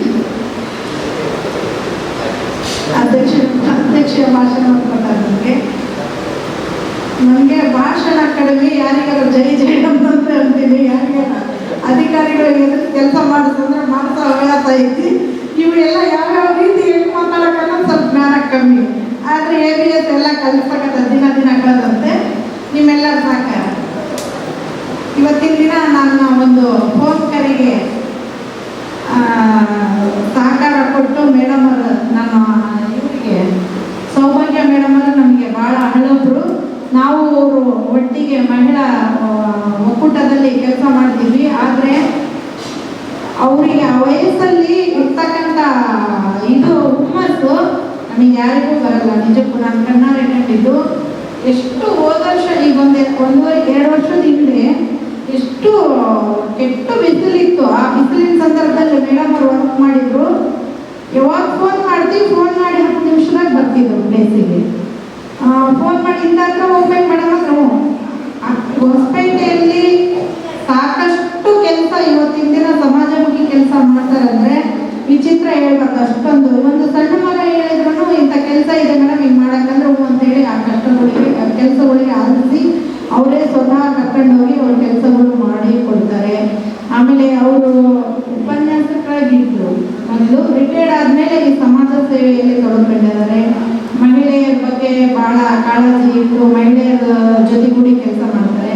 ಅವರೊಟ್ಟಿಗೆ ನಂದು ಒಂದು ಭಾಗ್ಯ ಇತ್ತು. ನಾನು ಸ್ವಲ್ಪ ದಿನ ಕೆಲಸ ಮಾಡಿದೆ, ಅದು ಖುಷಿ. ಹೀಗಾಗಿ ನಾನು ಯಾವುದಾದ್ರೂ ಕಾರ್ಯಕ್ರಮಕ್ಕೆ ಅವ್ರಿಗೆ ಕರಿಬೇಕು ಅನ್ನೋದು ತುಂಬ ದಿನದಿಂದ ಇತ್ತು. ಆಮೇಲೆ ನಮ್ಮ ಮಹೇಶ್ ಅಜ್ಜಿತಿನೂ ಸೌಭಾಗ್ಯ ಮೇಡಮ್ ಅಂದರು, ಯಾರು ಒಂದು ಹೊಸಪೇಟೆ ಅವರು. ಅವಾಗ ಬಸವ ಬಳಗದಲ್ಲಿ ಇದ್ದಾರಮ್ಮ, ಅವರು ತುಂಬ ಒಳ್ಳೆಯವರು. ಅವರು ನನಗೆ ಹಳಬ್ರಣ್ಣ, ನನಗೆ ಚೆನ್ನಾಗಾಯಿತು, ತಾಯಿ ಸ್ಥಾನದಲ್ಲಿ ಇದ್ದಾರೆ, ನಮಗೆ ಕರಿತೀನಿ ಬಿಡಿ ನಂಬರ್ ಇದೆ ಅಂತೇಳಿ ಫೋನ್ ಮಾಡಿದೆ. ಶಂಷಾದ್ ಹೇಳಿ ಅಂದರು. ಅವರು ಮೊದಲೇ ಹೇಳಿದ್ದೆ, ಫೋನ್ ಮಾಡಿದ್ರೆ ಹೇಳಿ ಶಂಷಾದ್ ಅಂತಾರೆ. ಖುಷಿ ಆಯ್ತು. ಮೇಡಮ್ ಅವರ ಹುಮ್ಮಸ್ಸು, ಮಾತುಗಳು ಪ್ರತಿಯೊಂದು. ಇವತ್ತಿನ ದಿನ ಮೇಡಮ್ ಅವರು ನಮ್ಮ ಕಾರ್ಯಕ್ರಮಕ್ಕೆ ನನ್ನ ಒಂದು ಫೋನ್ ಕರೆಗೆ ಸಹಕಾರ ಕೊಟ್ಟು ಇವತ್ತು ಬಂದು ರಾಮನಗರ ಸರ್ಕಲ್ದಲ್ಲಿ ಒಂದು 5 ನಿಮಿಷ ಕಾದ್ರು. ಕ್ಷಮೆ ಇರಲಿ ಮೇಡಮ್, ಕಾಯಿಸಿದೆ. ಬಂದು ಇವತ್ತಿನ ದಿನ ನೋಡ್ರಿ, ಯೋಗ್ಯತೆ ಮತ್ತು ಸಾಮರ್ಥ್ಯ ಅಂದರೆ ನಾನು ಪ್ರತಿಯೊಂದು ಮೀಟಿಂಗಲ್ಲಿ ನಮ್ಮ ಎಂಪ್ಲಾಯ್ಗಳಿಗೆ ಹೇಳ್ತೀನಿ, ವಾರದಲ್ಲಿ ಒಂದ್ಸರಿ ನಮ್ಮಲ್ಲಿ ಇರ್ತಕ್ಕಂಥ ಸಾಮರ್ಥ್ಯವನ್ನು ಸಮರ್ಥನೆ ಮಾಡಬೇಕು. ನಾವು ಪ್ರತಿಯೊಂದರಲ್ಲಿ ನಾವು ಯಾವುದಕ್ಕೂ ಕಮ್ಮಿ ಇಲ್ಲ. ಹೆಣ್ಣು ಮಕ್ಕಳು ಗಂಡು ಮಕ್ಕಳಿಗೆ ಪ್ರತಿ ಸಾರಿನೇ ಹೇಳ್ತಿರ್ತೀನಿ, ಸಾಮರ್ಥ್ಯವನ್ನು ಸಮರ್ಥನೆ ಮಾಡಿ ತೋರಿಸ್ರಿ, ನಾವು ಮುಂದೊಂದು ದಿನ ನನ್ನ ಸ್ಥಾನದಲ್ಲಿ ನೀವು ಇರ್ತೀರ ಅಂತೇಳಿ ಮೇಡಮ್ ಅವರ ಪದ ಇವತ್ತು ಬಳಸಿ ಪ್ರತಿಯೊಂದು ವಿದ್ಯಾರ್ಥಿಗಳಿಗೆ ಒಳ್ಳೆಯ ವಿಷಯವನ್ನು ಹೇಳಿದ್ರು, ಬೋಧನೆ ಕೊಟ್ಟರು. ಅದೆಲ್ಲ ನೀವೆಲ್ಲ ನಿಮ್ಮ ಸಾಮರ್ಥ್ಯವನ್ನು ಉಳಿಸ್ಬೇಕು ಅಂತ ಕೇಳ್ಕೊಳ್ತೀನಿ. ಒಳ್ಳೆ ಭಾಷಣ ಮೇಡಮ್, ಥ್ಯಾಂಕ್ ಯು. ಆಮೇಲೆ ಮೇಡಮ್ ಅವರೇ ಲೈಬ್ರರಿ ಬಗ್ಗೆ ಭಾಳ ಚೆನ್ನಾಗಿ ಸುಧಾ ಮೇಡಮ್ ಅವರು ಮಾತಾಡಿದ್ರು. ಮೇಡಮ್, ಇದು ಲೈಬ್ರರಿ ಕೆಲಸ ಇನ್ನೂ ಇದೆ, ಕೇವಲ 5 ದಿನದಲ್ಲಿ ಇದು ಕೆಲಸ ಆಗಿರೋದು. ಪಾಪ ನಮಗೆ ಈ ಕೆಲಸಗಾರ ಉದ್ವರ್ಸು ಹೇಳಿದ್ವಿ. ಭಾನುವಾರ ದಿನ ವಿದ್ಯಾರ್ಥಿಗಳು ಒಂದು 15 ಜನ ವಿದ್ಯಾರ್ಥಿಗಳು ಮಿಸ್ ಆಗಿಬಿಟ್ರು ಮೇಡಮ್. ಅಡ್ಮಿಷನ್ ಆಗಿತ್ತು ಆನ್ಲೈನ್ಗಳು. ಅವರು ಪಾಪ ಪೊಲೀಸ್ ಇಂಟರ್ವ್ಯೂಗೆ ಏನೋ ಇದೆ ಅಂತ ಓದಲೇಬೇಕು, ಅವರಿಗೆ ಪ್ಲೇಸ್ ಬೇಗ ಮಾಡ್ರಿ ಅಂದರು. ನಮ್ಗೆ ಸ್ವಲ್ಪ ತಡ ಆಯ್ತು. ನಮಗೆ ಪ್ರತಿ ತಿಂಗಳು 15ನೇ ತಾರೀಕಿಗೆ ಕಾರ್ಯಕ್ರಮ ಇರ್ತದೆ ಇದೇ ಪ್ಲೇಸಲ್ಲಿ. ನಮ್ಮ ಬಿಸ್ನೆಸ್ಸಿನ ಕಾರ್ಯಕ್ರಮ ಇರೋದ್ರಲ್ಲಿ ನಾವು ತಿಂಗಳಲ್ಲಿ 20 ದಿನ ತುಂಬ ಬ್ಯುಸಿ ಇರ್ತೀವಿ. 10 ದಿನ ಮಾತ್ರ ಫ್ರೀ ಟೈಮ್ ಇರುತ್ತೆ. ಆ 10 ದಿನ ಫ್ರೀ ಟೈಮಲ್ಲಿ ಇದು ಯೋಚನೆ ಮಾಡಿ ಸಂತೋಷಕ್ಕೋಸ್ಕರ ಬಸವರಾಜ್ ಫೋನ್ ಮಾಡೋದು ಸಾರಿಗೆ ನಾನು 2-3 ಸಾರಿ ಫೋನ್ ಇರ್ತಿದೆ. ಮೇಡಮ್ ಯಾವಾಗ ಮಾಡ್ತೀರಿ ಅಂತ ಆಯ್ತು ಅಂತೇಳಿ 5 ದಿನದಲ್ಲಿ ಇದು ತುತ್ತು. ಹಾಗೆ ಅವ್ರ ಪಾಪ ಹುಡುಗರುಗಳಿಗೆಲ್ಲ ಥ್ಯಾಂಕ್ಸ್ ಹೇಳಬೇಕು. ಒಳ್ಳೆ ಕೆಲಸಗಳು ಮಾಡ್ತಿದ್ದಾರೆ. ಇನ್ನು ರ್ಯಾಕಿಂಗ್ ಕೆಲಸ ಇದೆ. ನಾಳೆ ಒಂದೇ ದಿನದಲ್ಲಿ ಅವು ಲೈಬ್ರರಿ ಪುಸ್ತಕಗಳು ಇರೋದು ರ್ಯಾಕಿಂಗ್ ಮಾಡ್ತಾರೆ. ಮೇಡಮ್, ನೀವು ಅಂದಾಗೆ ಪ್ರಿಂಟ್ ತಕೊಂಡು ಚಿಂತನೆ ಮಾಡಿ ಇದು ಮಾಡ್ಬೇಕಂತ ಏನು ಹೇಳಿದರೆ ಆ ಒಂದು ಯೋಜನೆ ಇದು ಇದೆ ನಮ್ಮಲ್ಲಿ. ನಾವು ಸಿಸ್ಟಮ್ ಇಡ್ತೀವಿ, ಯಾವುದೇ ಇದು ಬಂದಿರಲಿ ಪ್ರಿಂಟ್ ಅವರು ವಿದ್ಯಾರ್ಥಿಗಳಿಗೆ ಪ್ರಿಂಟ್ ತೆಗೆದು ಕೊಡ್ತೀವಿ. ಇಲ್ಲ ನಿಮಗೆ ಒಂದು ಇಲ್ಲಿ ಇರ್ತಾರೆ ನಮ್ಮ ಟ್ರೈನರ್ಗಳು, ಅವರಿಗೆ ಬಿಟ್ಟಿರ್ತೀವಿ ವ್ಯವಸ್ಥಾಪಕರು, ಅವ್ರು ನಿಮಗೆ ಏನು ಬೇಕೋ ಅದು ಸಹಕಾರ ಕೊಡ್ತಾರೆ. ನೀವು ಪ್ರಿಂಟ್ ತಗೊಂಡು ಆ ರೀತಿನೂ ಮಾಡ್ಕೋಬೋದು. ಆಮೇಲೆ ಡಿಜಿಟಲ್ ಇದೆ ಮೇಡಮ್, ಡಿಜಿಟಲ್ ಪ್ರತಿದಿನ 2 ಸಾರಿ ಕ್ಲಾಸಸ್ ಇದ್ದಾವೆ, ಆನ್ಲೈನ್ ಕ್ಲಾಸಸ್. ಉಳ್ಳುವಂಥ ಲೆಕ್ಚರರ್ಗಳು ಬೆಂಗಳೂರು ಮತ್ತು ಚಾಣಕ್ಯ ವಿಜಯಪುರದಿಂದ ಅವರು ನೋಡ್ತಿರ್ತಕ್ಕಂಥವ್ರು ಕೋಚ್ ಕೊಡ್ತಾರೆ. ಬೆಳಗ್ಗೆ ಒಬ್ಬರು ಸಂಜೆ ಒಬ್ಬರು ಈ ರೀತಿ ಇರ್ತದೆ. ಮತ್ತು ಪ್ರತಿ ತಿಂಗಳಲ್ಲಿ 2 ಜನ ಕೋಚರ್ಸ್ ಬರ್ತಾರೆ, ಬೆಂಗಳೂರು ಚಾಣಕ್ಯ ಮತ್ತು ಧಾರವಾಡ ವಿಜಯಪುರದಿಂದ ಮಾತಾಡಿದ್ದೀವಿ. ಅವರು ಸಹ ಬಂದು ಒಳ್ಳೆ ವಿಶೇಷವಾದ ಸಬ್ಜೆಕ್ಟನ್ನು 1 ಡೇ ಪೂರ್ತಿ ಕೊಡ್ತಾರೆ ಅವರು. ಆಮೇಲೆ ಇಲ್ಲಿ ಲೋಕಲ್ ಅಕ್ಕಿ ಬಸವರಾಜ್ ಅಂತ ಹೇಳಿ ಒಬ್ಬ ಉಪನ್ಯಾಸ ಅವರು ಸಹ ಬಂದು ನಿಮಗೆ ಹಗಲು ರಾತ್ರಿ 2 ಮಾಡೋಣ ಅಂತ 24/7 ಅಂತ ಹೇಳಿ. ಸರ್ ನಾನು ಪ್ರತಿದಿನ ರಾತ್ರಿ ಸಂಜೆ 6 ಗಂಟೆಯಿಂದ ರಾತ್ರಿ 12 ಗಂಟೆವರೆಗೂ ನಾನು ಕೊಡುವಂಥ ಕೆಲಸ ಮಾಡ್ತೀನಿ ಕೋಚ್ ಅಂತ ಹೇಳಿದ್ದಾರೆ. ಒಂದು ವೇಳೆ ನಿಮಗೇನಾದ್ರೆ ಆಸಕ್ತಿ ಇದ್ದರೆ ನಾನು ಇದನ್ನು ಓದ್ಕೋಬೋದು, ಓದ್ಕೊಟ್ರು. ಆಮೇಲೆ ಮಹಿಳೆಯರಿಗಾಗಿ ವಿಶೇಷವಾಗಿ ಬೆಳಗ್ಗೆ 10 ಗಂಟೆಯಿಂದ ಹುಡುಗಿಯರಿಗೆ ಸಂಜೆ 5 ಗಂಟೆ ಒಳಗೆ ಮುಗಿಸ್ಬಿಡ್ಬೇಕು.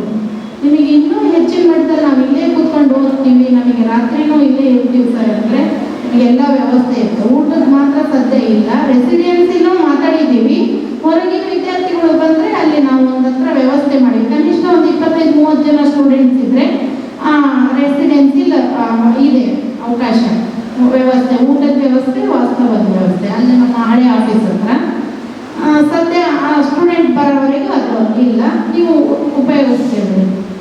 ಆಮೇಲೆ ಇನ್ನೊಂದು ಏನಂದರೆ ರಿಯಾಯಿತಿ ದರ ನಮ್ಮದು ಮೇಡಮ್. ಸುಮ್ಮನೆ ಫೀಸ್ ಇಲ್ಲದೆ ಓದಂದರೆ ವಿದ್ಯಾರ್ಥಿಗಳು ಓದಲ್ಲ. ಹಾಗಾಗಿ ರಿಯಾಯಿತಿ ದರದಲ್ಲಿ, ಅದಕ್ಕೂ ರಿಯಾಯಿತಿ ದರದಲ್ಲಿ ಇದೆ ಅಂದ್ರೂ ಕೆಲವೊಂದು ವಿದ್ಯಾರ್ಥಿಗಳಿಗೆ ಹಣ ಕಟ್ಟಲಿಕ್ಕೆ ಕಷ್ಟ ಆದರೆ ಸರ್ ಹತ್ರ ಮಾತಾಡಿದರೆ ನಾನು ಸರ್ ಅದು ಕಾಲಿಸಿ ನೀವು ಯಾವ ರೀತಿ ಇದು ಮಾಡೋಕ್ಕಂತ ಹೇಳಿ ನಿಮಗೆ ಮೇಂಟೆನೆನ್ಸ್ ಫೀಸ್ ಅಂತ ಇರುತ್ತೆ, ಅದು ಮಾಡಿಸ್ಕೊಂಡು ನಾವು ಮಾಡ್ತೀವಿ ಮಾಡಿ. ಆಮೇಲೆ ಇದು ಡಿಜಿಟಲಲ್ಲಿನೂ ಸಹ ನಿಮಗೆ ಆನ್ಲೈನ್ ಕ್ಲಾಸಲ್ಲಿ ಬರುತ್ತೆ LED TV ಇನ್ನೊಂದು 2 ಡೇಸಲ್ಲಿ ಮೇಡಮ್. ಅದು ಕೆಲಸ ನಿಂತದ್ದು. ಇನ್ನೊಂದು ಕೆಲವು ಈಗ ಓದೋಕ್ಕೆ ರೆಡಿ ಇದೆ ನಿಮಗೆಲ್ಲ ಓದ್ಕೊಳ್ಳೋಕ್ಕೆ. ಇನ್ನು ಹೆಚ್ಚಿನ ವ್ಯವಸ್ಥೆ ಇನ್ನು 2 ದಿನದಲ್ಲಿ ಆಗುತ್ತೆ. ಹುಡುಗಿಯರಿಗೆ 5 ಗಂಟೆವರೆಗೆ, ಯಾಕಂದ್ರೆ ಅವ್ರು ಮನೆಗೆ ಹೋಗ್ತಾರಲ್ಲ ಮೇಡಮ್, ಅವರಿಗೆ ಸ್ವಲ್ಪ ಜಾಸ್ತಿ ವ್ಯವಸ್ಥೆ ಇರಬೇಕು. 5 ಗಂಟೆಗೆ ಕ್ಲೋಸ್ ಮಾಡಿಬಿಡ್ತೀವಿ. ದಿನಕ್ಕೆ 3 ಬ್ಯಾಚ್ ಅಂತ ನಾವು ಹೇಳಿದ್ದೀವಿ. ಒಂದು ಟೈಮಿಗೆ 30 ಜನ ಮೇಡಮ್. ಒಂದು ದಿನಕ್ಕೆ 90 ವಿದ್ಯಾರ್ಥಿಗಳನ್ನು ಕೋಚಿಂಗ್ ಕೊಡ್ಬೋದು.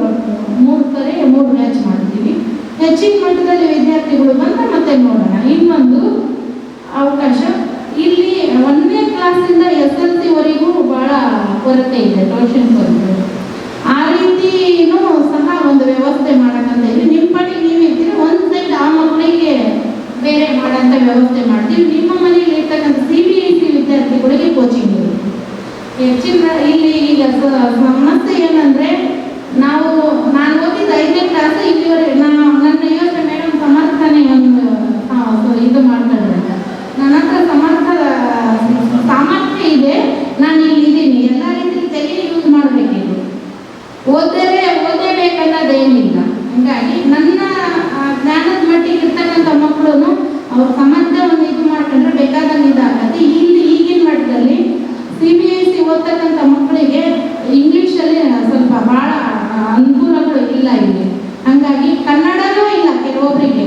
ಕನ್ನಡ ಲೆಕ್ಚರ್ ಒಬ್ಬರು ಸಹ ಬಂದು ನಾನು ಕನ್ನಡಕ್ಕೆ ಭಾಳ ಚೆನ್ನಾಗಿ ಇದು ಮಾಡ್ತೀನಿ, ಸಣ್ಣ ಮಕ್ಕಳು ಇದ್ರೆ ಹೇಳ್ತಿ ಅಂತ ಅವರೇ ವ್ಯಾಲೆಂಟ್ರಿಯಾಗಿ 2 ಲೆಕ್ಚರರ್ಗಳು ಬಂದಿದ್ದಾರೆ. ಆ ರೀತಿ ಏನಾದ್ರು ಇದ್ರೆ ನಿಮ್ಮ ಅಕ್ಕ ತಂಗಿಯರು, ನಿಮ್ಮ ಮನೆ ಮಕ್ಕಳು ಯಾರು ಇದ್ರೆ ಆ ವ್ಯವಸ್ಥೆನೂ ಕೂಡ ಮಾಡ್ತೀವಿ. ಅಂದರೆ ಕನಿಷ್ಠ 15 ಮೇಲ್ಪಟ್ಟು 25 ಒಳಗೆ ಸ್ಟೂಡೆಂಟ್ಸ್ಗಳು ಇದ್ರೆ ಆ ವ್ಯವಸ್ಥೆಗಳು ಮಾಡ್ತೀವಿ. ನೀವು ಅದ್ರ ಬಗ್ಗೆನೂ ಸ್ವಲ್ಪ ಇದು ಮಾಡಿ ಸಹಕಾರ ಕೊಡಿ. ಸ್ಟಾರ್ಟಪ್ ಅಲ್ಲ, ಗೊತ್ತಿರಲ್ಲ ಜನಕ್ಕೆ. ನೀವು ಹೇಳಿದಾಗ ಎಲ್ಲ ವ್ಯವಸ್ಥೆಗಳು ಇದೆ ಮೇಡಮ್. ಇವತ್ತಿನ ದಿನ ನೀವು ನನ್ನ ಕರೆಗೆ ನನಗೆ ಇನ್ನೊಂದು ಖುಷಿ ಏನಂದರೆ ಫೋನ್ ಮಾಡ್ಕೊಂಡು ಹೇಳ್ರಿ ಶಂಶಾದ್ ಅಂತಾರೆ ಸುಧಾ ಮೇಡಮ್. ಭಾಳ ಖುಷಿಯಾಗಿ ಮಾತಾಡ್ತಾರೆ. ಆ ಖುಷಿ ನನಗೆ ಭಾಳ ಇಷ್ಟ. ಯಾರೇ ಆಗಲಿ ವ್ಯಕ್ತಿ, ಮುಂದಿನ ವ್ಯಕ್ತಿ ಒಬ್ಬ ವ್ಯಕ್ತಿಗೆ ನಾನು ಮಾತಾಡ್ದಾಗ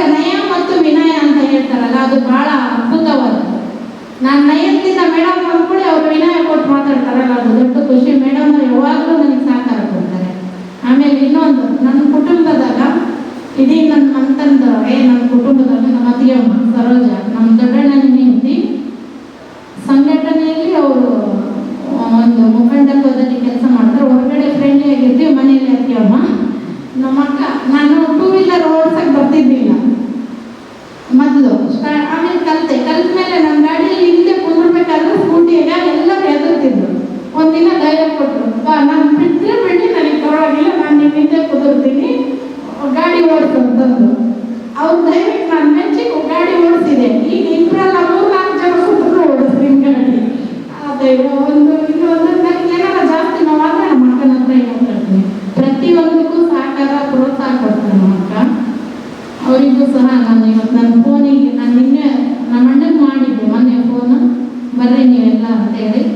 ಅತ್ತಿಗೆಮ್ಮಗೆ ಹೇಳಿದ್ದಿಲ್ಲ, ನಿನ್ನೆ ಹೇಳಿದೆ. ಅವರು ನಾವು ರೆಡಿಯಾಗಿ ಬರೋಕ್ಕೆ ಮುಂಚೆ ಅವರೇ ಅರ್ಥವಾಗಿ ಬಂದಿದ್ದಾರೆ. ಅವರಿಗೂ ಸಹ. ಆಮೇಲೆ ನಮ್ಮ ಕಂಪ್ನಿ, ನಮ್ಮ ಕನಸುಗಳು ಯಶಸ್ವಿ ಆಗಲಿ, ABS ಕಂಪ್ನಿ ಬಗ್ಗೆ ಎಲ್ಲ ಪ್ರಾಜೆಕ್ಟಿನ ಬಗ್ಗೆನೂ ಹೇಳಿದರು. ಆಮೇಲೆ ಇನ್ನೊಂದು, ಅಕ್ಕ ಹೇಳ್ದಂಗೆ ಅವರು ನನಗೆ ಶುಭಾಶಯಗಳು ಕೋರಿದ್ರು, ಅದಕ್ಕೆ ಥ್ಯಾಂಕ್ಸ್ ಅಕ್ಕ ಬಂದಿದ್ದಕ್ಕೆ. ಮಹೇಶಣ್ಣ ಜೊತೆ ಅವರು ಡೇ 1 ನಮ್ಮ ABS ಕಂಪ್ನಿಯಲ್ಲಿ ಅವರು ಫೋಟೋಗ್ರಾಫಿಯಲ್ಲಿ ಕೆಲಸ ಮಾಡ್ತಿದ್ದಾರೆ. ಅವರಿಗೂ ನಾವು ಒಂದು ಉನ್ನತವಾದ ಸ್ಥಾನದಲ್ಲಿ ಕಾಣ್ತೀವಿ ಮಹೇಶಣ್ಣ ಜೊತೆಗೆ. ಅವರು ಮೊದಲನೇ ತಿಂಗಳಿಂದ ಇಲ್ಲಿವರೆಗೆ 24 ತಿಂಗಳು ನಮ್ಮ ABS ಎಲ್ಲಿವರೆಗೆ ಇರ್ತದೆ ಅಲ್ಲಿವರೆಗೆ ನನಗೆ ಕೆಲಸ ಇರುತ್ತೆ, ನಾನು ಇಲ್ಲಿ ಬಿಟ್ಟು ಹೋಗಲ್ಲ ಅಂತ ಹೇಳ್ತಾರೆ. ಅದು ಒಂದು ಸಂತೋಷ. ಆಮೇಲೆ ಏನಾದರೂ ಹೇಳ್ಕೊಳ್ಳೋದ್ರೆ ಅವ್ರ ಹತ್ರ ನಾನು ಹೇಳ್ಕೊಂತೀನಿ. ಯಾಕಂದ್ರೆ ಅವ್ರಿಗೆ ಸ್ವಲ್ಪ ಜಾಸ್ತಿ ತಿಳುವಳಿಕೆ ಇರೋದು ಅಂಗವಾಗಿ ನಾನು ಒಬ್ಬಳೇ ಯಾವುದೇ ನಿರ್ಧಾರ ಮಾಡಲಿ ನಾನು ಒಬ್ಬಳೇ ತಗೊಳ್ಳಲ್ಲ. ನಾನು, ಬಾಬು, ಮಹೇಶಣ್ಣ, ನಮ್ಮ ಮ್ಯಾನೇಜರ್ ಮದನಣ್ಣ, ಇವರೆಲ್ಲರ ನಾನು ಸ್ವಲ್ಪ ಎಲ್ಲರಿಗೂ ಅಣ್ಣ ಅಂತೇಳಿ, ಮ್ಯಾನೇಜರಿಗೆ ಅಣ್ಣ ಅಂತೀನಿ, ಇನ್ನೊಬ್ಬ ಎಂಪ್ಲಾಯಿಗೂ ಅಣ್ಣ ಅಂತ ಮಾತಾಡ್ತೀನಿ. ಒಂದು ಚರ್ಚೆ ಮಾಡಿ ಒಬ್ಬರು ನಿರ್ಧಾರ ತಗೊಳ್ಳೋಕ್ಕಿಂತ 3-4 ಜನ ತೀರ್ಮಾನ ಏನು ಬರ್ತೈತಿ, ಆ ತೀರ್ಮಾನ ಬಹುಮತ ಯಾವ ಕಡೆ ಆಗ್ತದೆ ಆ ಕಡೆ ನಾನು ಕೆಲಸ ಮಾಡ್ತೀನಿ. ಇದು.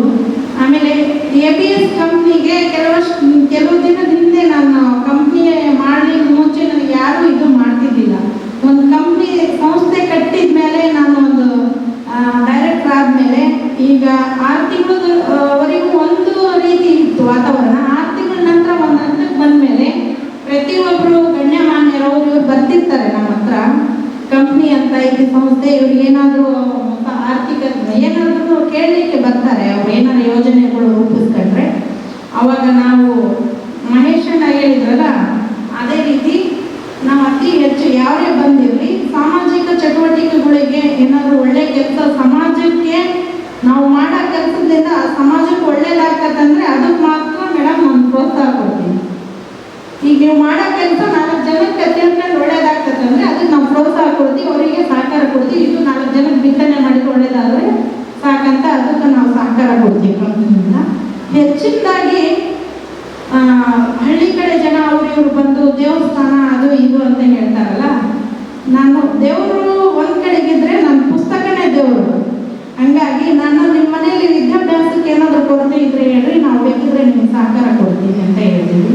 ಇಲ್ಲ ಅಂದರೆ ನಿಮ್ಮ ಮನೆಗೆ ಏನಾದರೂ ರೇಷನ್ಗೆ ಏನಾದರೂ ವ್ಯವಸ್ಥೆ ಇದೆ, ಬಟ್ ನಾನು ಕೊಡ್ತೀನಿ ಅಂತ ಯಾರ ಹತ್ರ ಹೇಳಲ್ಲ. ಈಗ ಮುಂದೆ ಯಾರಿಗಾದರೂ ನಮ್ಮ ಕಂಪ್ನಿಗೆ ಸಹಕಾರ ಬೇಕಂದರೆ, ಊಟದ ವಿಷಯದಲ್ಲಿ ಶಿಕ್ಷಣಕ್ಕೆ ಏನಾದರೂ ಸಹಕಾರ ಕೊಡಬೇಕಂದ್ರೆ ನಾವು ಯಾವಾಗಲೂ ನಮ್ಮ ಕಂಪ್ನಿ ನಿಮ್ಮ ಜೊತೆಗೆ ಇರ್ತದೆ. ನನ್ನ ಕೈಲಾದಷ್ಟು ಒಳ್ಳೆಯ ಸಮಾಜಮುಖಿ ಕೆಲಸಗಳು ನಡಿಬೇಕಾದ್ರೆ ಊಟಕ್ಕೆ ಏನಾದರೂ ವ್ಯವಸ್ಥೆ ಬೇಕಂದ್ರೆ ನಮ್ಮ ಕಂಪ್ನಿ ಸಹಕಾರ ಕೊಡ್ಬೇಕು. ಅದು ನಮಗೆ ಎಷ್ಟು ಇದು ಇರುತ್ತೆ ಅಲ್ಲಿಗೆ ನಾವು ಇದು ಮಾಡ್ತೀವಿ.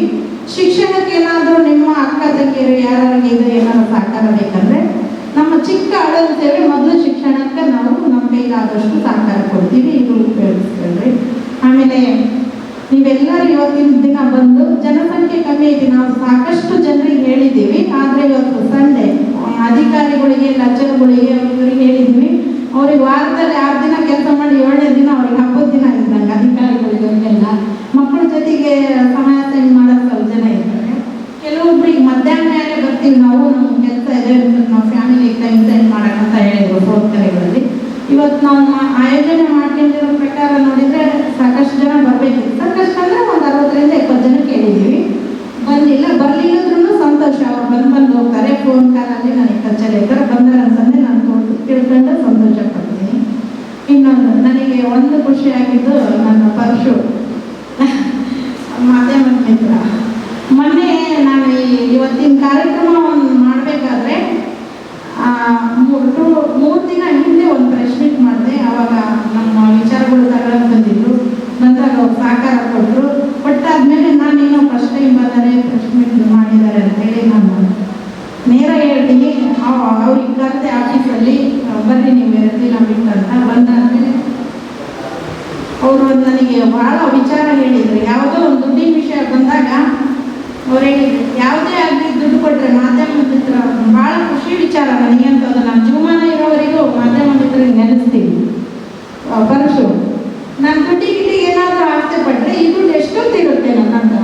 ನಾನು ಮಾಡಿರ್ತಕ್ಕಂಥ ಜಾಹೀರು ಇದು ಏನಿರುತ್ತೆ, ಬಿತ್ತನೆ ಬಿತ್ತಿರ್ತೀನಲ್ಲ ಪತ್ರಕ್ಕೆ, ಅದು ನಿಮ್ಮ ಜನ ಓದುತ್ತಾರೆ, ಅದು ನೆನಪಿರುತ್ತೆ. ನೀವು ಏನೇ ಇರಲಿ ನಾನು ಸಹಕಾರ ಕೊಡ್ತೀನಿ, ನಾನು ದುಡ್ಡಿನ ಆಸೆ ಅಲ್ಲ ಅಂತ ಹೇಳ್ದ ಪರಶು. ಥ್ಯಾಂಕ್ಸ್ ಅಪ್ಪಿ, ಈ ಗುಣ ನಿಮ್ಗೆ ಯಾವಾಗಲೂ ಇರಲಿ. ನಾನು ಮೆಚ್ಚುಗೆ ಪಟ್ಟೆ ನಿನಗೈತಲ್ಲ. ನೀನು ಆ ಮಾತು ಹೇಳಿದಲ್ಲ, ಮಾಧ್ಯಮದವರು ಎಲ್ಲರೂ ಸಹಕಾರ ಕೊಡ್ತಾರೆ, ಆದರೆ ಎಲ್ಲರಲ್ಲಿ ದೊಡ್ಡ ಗುಣದಿಂದ ಈ ಮಾತು ನೀನು ಭಾಳ ಧೈರ್ಯದಿಂದ ಹೇಳ್ಕೊಂಡಲ್ಲ, ಅದಕ್ಕೆ ನಾನು ಯಾವಾಗಲೂ ನಿಮ್ಮ ಹಿಂದೆ ಇದ್ದೀನಿ. ನಿಮ್ಮ ಕಂಪ್ನಿಯಿಂದ ಏನು ಸಹಕಾರ ಬೇಕು ಅದೆಲ್ಲ ಕೊಡ್ತೀನಿ. ಹಾಗಂತ ಎಲ್ಲ ಮಾಧ್ಯಮದವರೇನು ಯಾರು ಕೆಟ್ಟವರೇನಿಲ್ಲ, ಎಲ್ಲ ಚೆನ್ನಾಗಿ ನನಗೆ ಸಹಕಾರ ಕೊಡ್ತಾ ಬಂದಿದ್ದಾರೆ. ಪರಶು ಸ್ಪೀಚ್ ದುಡ್ಡಿನ ವಿಷಯದಲ್ಲೇ ಮಾತಾಡಿದಲ್ಲ, ಅದಕ್ಕೆ ನಾನು ಶ್ಲಾಘನೆ ಕೊಡ್ತೀನಿ. ಇದೇ ರೀತಿ ನೀವು ನನಗೆ ಯಾವಾಗಲೂ ಸಹಕಾರ ಕೊಡಿ. ಇನ್ನೊಬ್ಬ ಮಿತ್ರ ನಿಮಗೆ ನಾನು ಹೇಳೋಕ್ಕಾಗಲಿಲ್ಲ, ಗ್ರೂಪಲ್ಲಿ ಮೆಸೇಜ್ ಹಾಕಿದ್ವಿ ಅಥವಾ ಪರಶುರಾಮನ ಮುಂದೆ ನೀವು ಬಂದಿದ್ದೀರಿ, ಅದಕ್ಕೆ ನಿಮಗೆ ಸ್ವಾಗತ ಮತ್ತು ನಿಮಗೆ ಕೃತಜ್ಞತೆ ಹೇಳ್ತೀನಿ. ಥ್ಯಾಂಕ್ಸ್ ಬಂದಿದ್ದಕ್ಕೆ. ಇದೇ ರೀತಿ ಪ್ರತಿಯೊಬ್ಬರು ಸಹಕಾರ ಕೊಡ್ರಿ. ಇನ್ನೊಂದು ಹೇಳ್ತೀನಿ, ಮೇಡಮ್ ಅವರು ಇವತ್ತು ಹೇಳಿದ್ರು, ನಾವೊಂದು ಕಾರ್ಯಕ್ರಮ ಆಯೋಜನೆ ಮಾಡೋಣ, ಮುಂದಿನ ಒಳ್ಳೆಯ ಮಾರ್ಕ್ಸ್ಗಳು ತಗೊಂಡಿರ್ತಕ್ಕಂಥ ಅಂಕಗಳು ತಗೊಂಡಿರ್ತಕ್ಕಂಥ ಮಕ್ಕಳಿಗೆ ನಮ್ಮ ಯುವ ಮತ್ತು ನಿಮ್ಮ ಇದರಲ್ಲಿ ಇದೇ ಸ್ಥಳದಲ್ಲಿ ಮಾಡೋಣ ಅಂತ ಹೇಳಿದ್ರು ಮೇಡಮ್. ಓಕೆ, ನಾನು ನಿಮ್ಮ ಜೊತೆಗೆ ಸಹಕಾರ ಕೊಡ್ತೀನಿ, ಮಾಡೋಣ. ಆಮೇಲೆ ಮಹಿಳೆಯರ ಸಮಾಜಮುಖಿ ಕೆಲಸಗಳ ಬಗ್ಗೆ ಏನಾದರೂ ವೇದಿಕೆಗಳು ಬಳಸ್ಕೊಳ್ಳೋಣ ಅಂತಂದು ಮಾತಾಡಿದ್ವಿ. ಈಗ ಆ ರೀತಿ ಏನಾದ್ರು ಇದ್ದರೆ ಚಿಕ್ಕ ಚಿಕ್ಕ ಕಾರ್ಯಕ್ರಮಗಳನ್ನು ನಾವು ಸಮಾಜಮುಖಿ ಕಾರ್ಯಕ್ರಮಗಳನ್ನು ಮಾಡ್ತೀವಿ. ಆಮೇಲೆ ಒಂದು ಬಳಗನೂ ಮಾಡ್ತೀವಿ ಇಲ್ಲಿ, ಅದನ್ನು ಮಾಡೋಣ ಮೇಡಮ್, ಮಾಡೋಣ. ಆಮೇಲೆ ನಮ್ಮ ಲೈಬ್ರರಿಗೆ ಇವತ್ತಿನ ದಿನ ಮೇಡಮ್ ಅವರಿಗೆ ಫೋನಲ್ಲಿ ಹೇಳಿದ್ದೆ, ಬರ್ತಾ ಖಾಲಿ ಕೈಯಲ್ಲಿ ಬರಬೇಡ್ರಿ, ಪುಸ್ತಕಗಳನ್ನು ತರ್ರಿ ಮೇಡಮ್, ಸಹಕಾರ ಕೊಡಿ, ನಿಮ್ಮ ಹತ್ರ ಇರ್ತವೆ ಪುಸ್ತಕ ಅಂತ. ಇವತ್ತು ನಮ್ಮ ಲೈಬ್ರರಿಗೆ ಮೊದಲನೆಯದಾಗಿ ಕೊಡುಗೆಗಳು ಕೊಟ್ಟಿದ್ದಾರೆ. 16 ಪುಸ್ತಕಗಳು ಮೇಡಮ್ ಅವರು ಕೊಟ್ಟಿದ್ದಾರೆ. ಥ್ಯಾಂಕ್ಸ್ ಮೇಡಮ್ ನಿಮಗೆ. ನಿಮ್ಮ ಕಟ್ಟಕಂತದಿಂದ ಮತ್ತೆ ಕೊಟ್ಟು ಅಂತ ಹೇಳಿದ್ದಾರೆ. ನೀವು ಯಾವಾಗ ಬರ್ತೀರ ಅವಾಗ ಒಳ್ಳೊಳ್ಳೆ ನಮ್ಮ ವಿದ್ಯಾರ್ಥಿಗಳಿಗೆ ಅಕ್ಷರಗಳು ಜ್ಞಾನ ಬಿತ್ತಿರಲ್ಲ, ಇದಕ್ಕೆ ನಾನು ಕೃತಜ್ಞತೆ ಸಲ್ಲಿಸ್ತೀನಿ. ವಿದ್ಯಾರ್ಥಿಗಳಿಗೆ ಒಳ್ಳೆಯದಾಗಲಿ, ನಿಮ್ಮ ಪುಸ್ತಕಗಳ ವಿಚಾರಗಳನ್ನು ಓದಿ. ಥ್ಯಾಂಕ್ಸ್. ಮನದಾಳದ ಕೃತಜ್ಞತೆಗಳು. ಹೆಚ್ಚಿನ ಮಟ್ಟದಲ್ಲಿ ನಮ್ಮ ಕೈಲಾದಷ್ಟು ನಾವು ಪುಸ್ತಕಗಳು ನಾವು ತಂದಿದ್ದೀವಿ. ಇನ್ನು ಯಾರಾದರೂ ಪುಸ್ತಕಗಳು ಅಕ್ಷರ ಜ್ಞಾನ ಎಷ್ಟಿದ್ರೂ ಸಾಲದು, ಪುಸ್ತಕಗಳು ಎಷ್ಟು 1000 ಇದ್ರೂ ಕಡಿಮೆ. ನಿಮಗೇನಾದರೂ ಪುಸ್ತಕಗಳು ಗ್ರಂಥಾಲಯ ಕೊಡ್ಬೇಕನ್ನೋದಿದ್ರೆ ಅಂಥವ್ರು ಕೊಡ್ರಿ, ಇಂಥವ್ರು ಇಡ್ರಿ, ಸಹಕಾರ ಕೊಡ್ರಿ. ಇವತ್ತಿನ ದಿನ ಈ ಅಧ್ಯಕ್ಷತೆ ಭಾಷಣ ನನಗೆ ಕೊಟ್ಟಿದ್ದಕ್ಕೆ ಮಾಡಿದೆ. ಆಮೇಲೆ ಈ ಕಾರ್ಯಕ್ರಮ ಅಧ್ಯಕ್ಷನ ಭಾಷಣ ನಾನು ಮುಕ್ತಾಯ ಮಾಡ್ತೀನಿ. ಎಲ್ಲರೂ ಊಟ ಮಾಡ್ಕೊಂಡು ಹೋಗ್ರಿ. ಇದು ಉಪಹಾರದ ವ್ಯವಸ್ಥೆ ಇದೆ.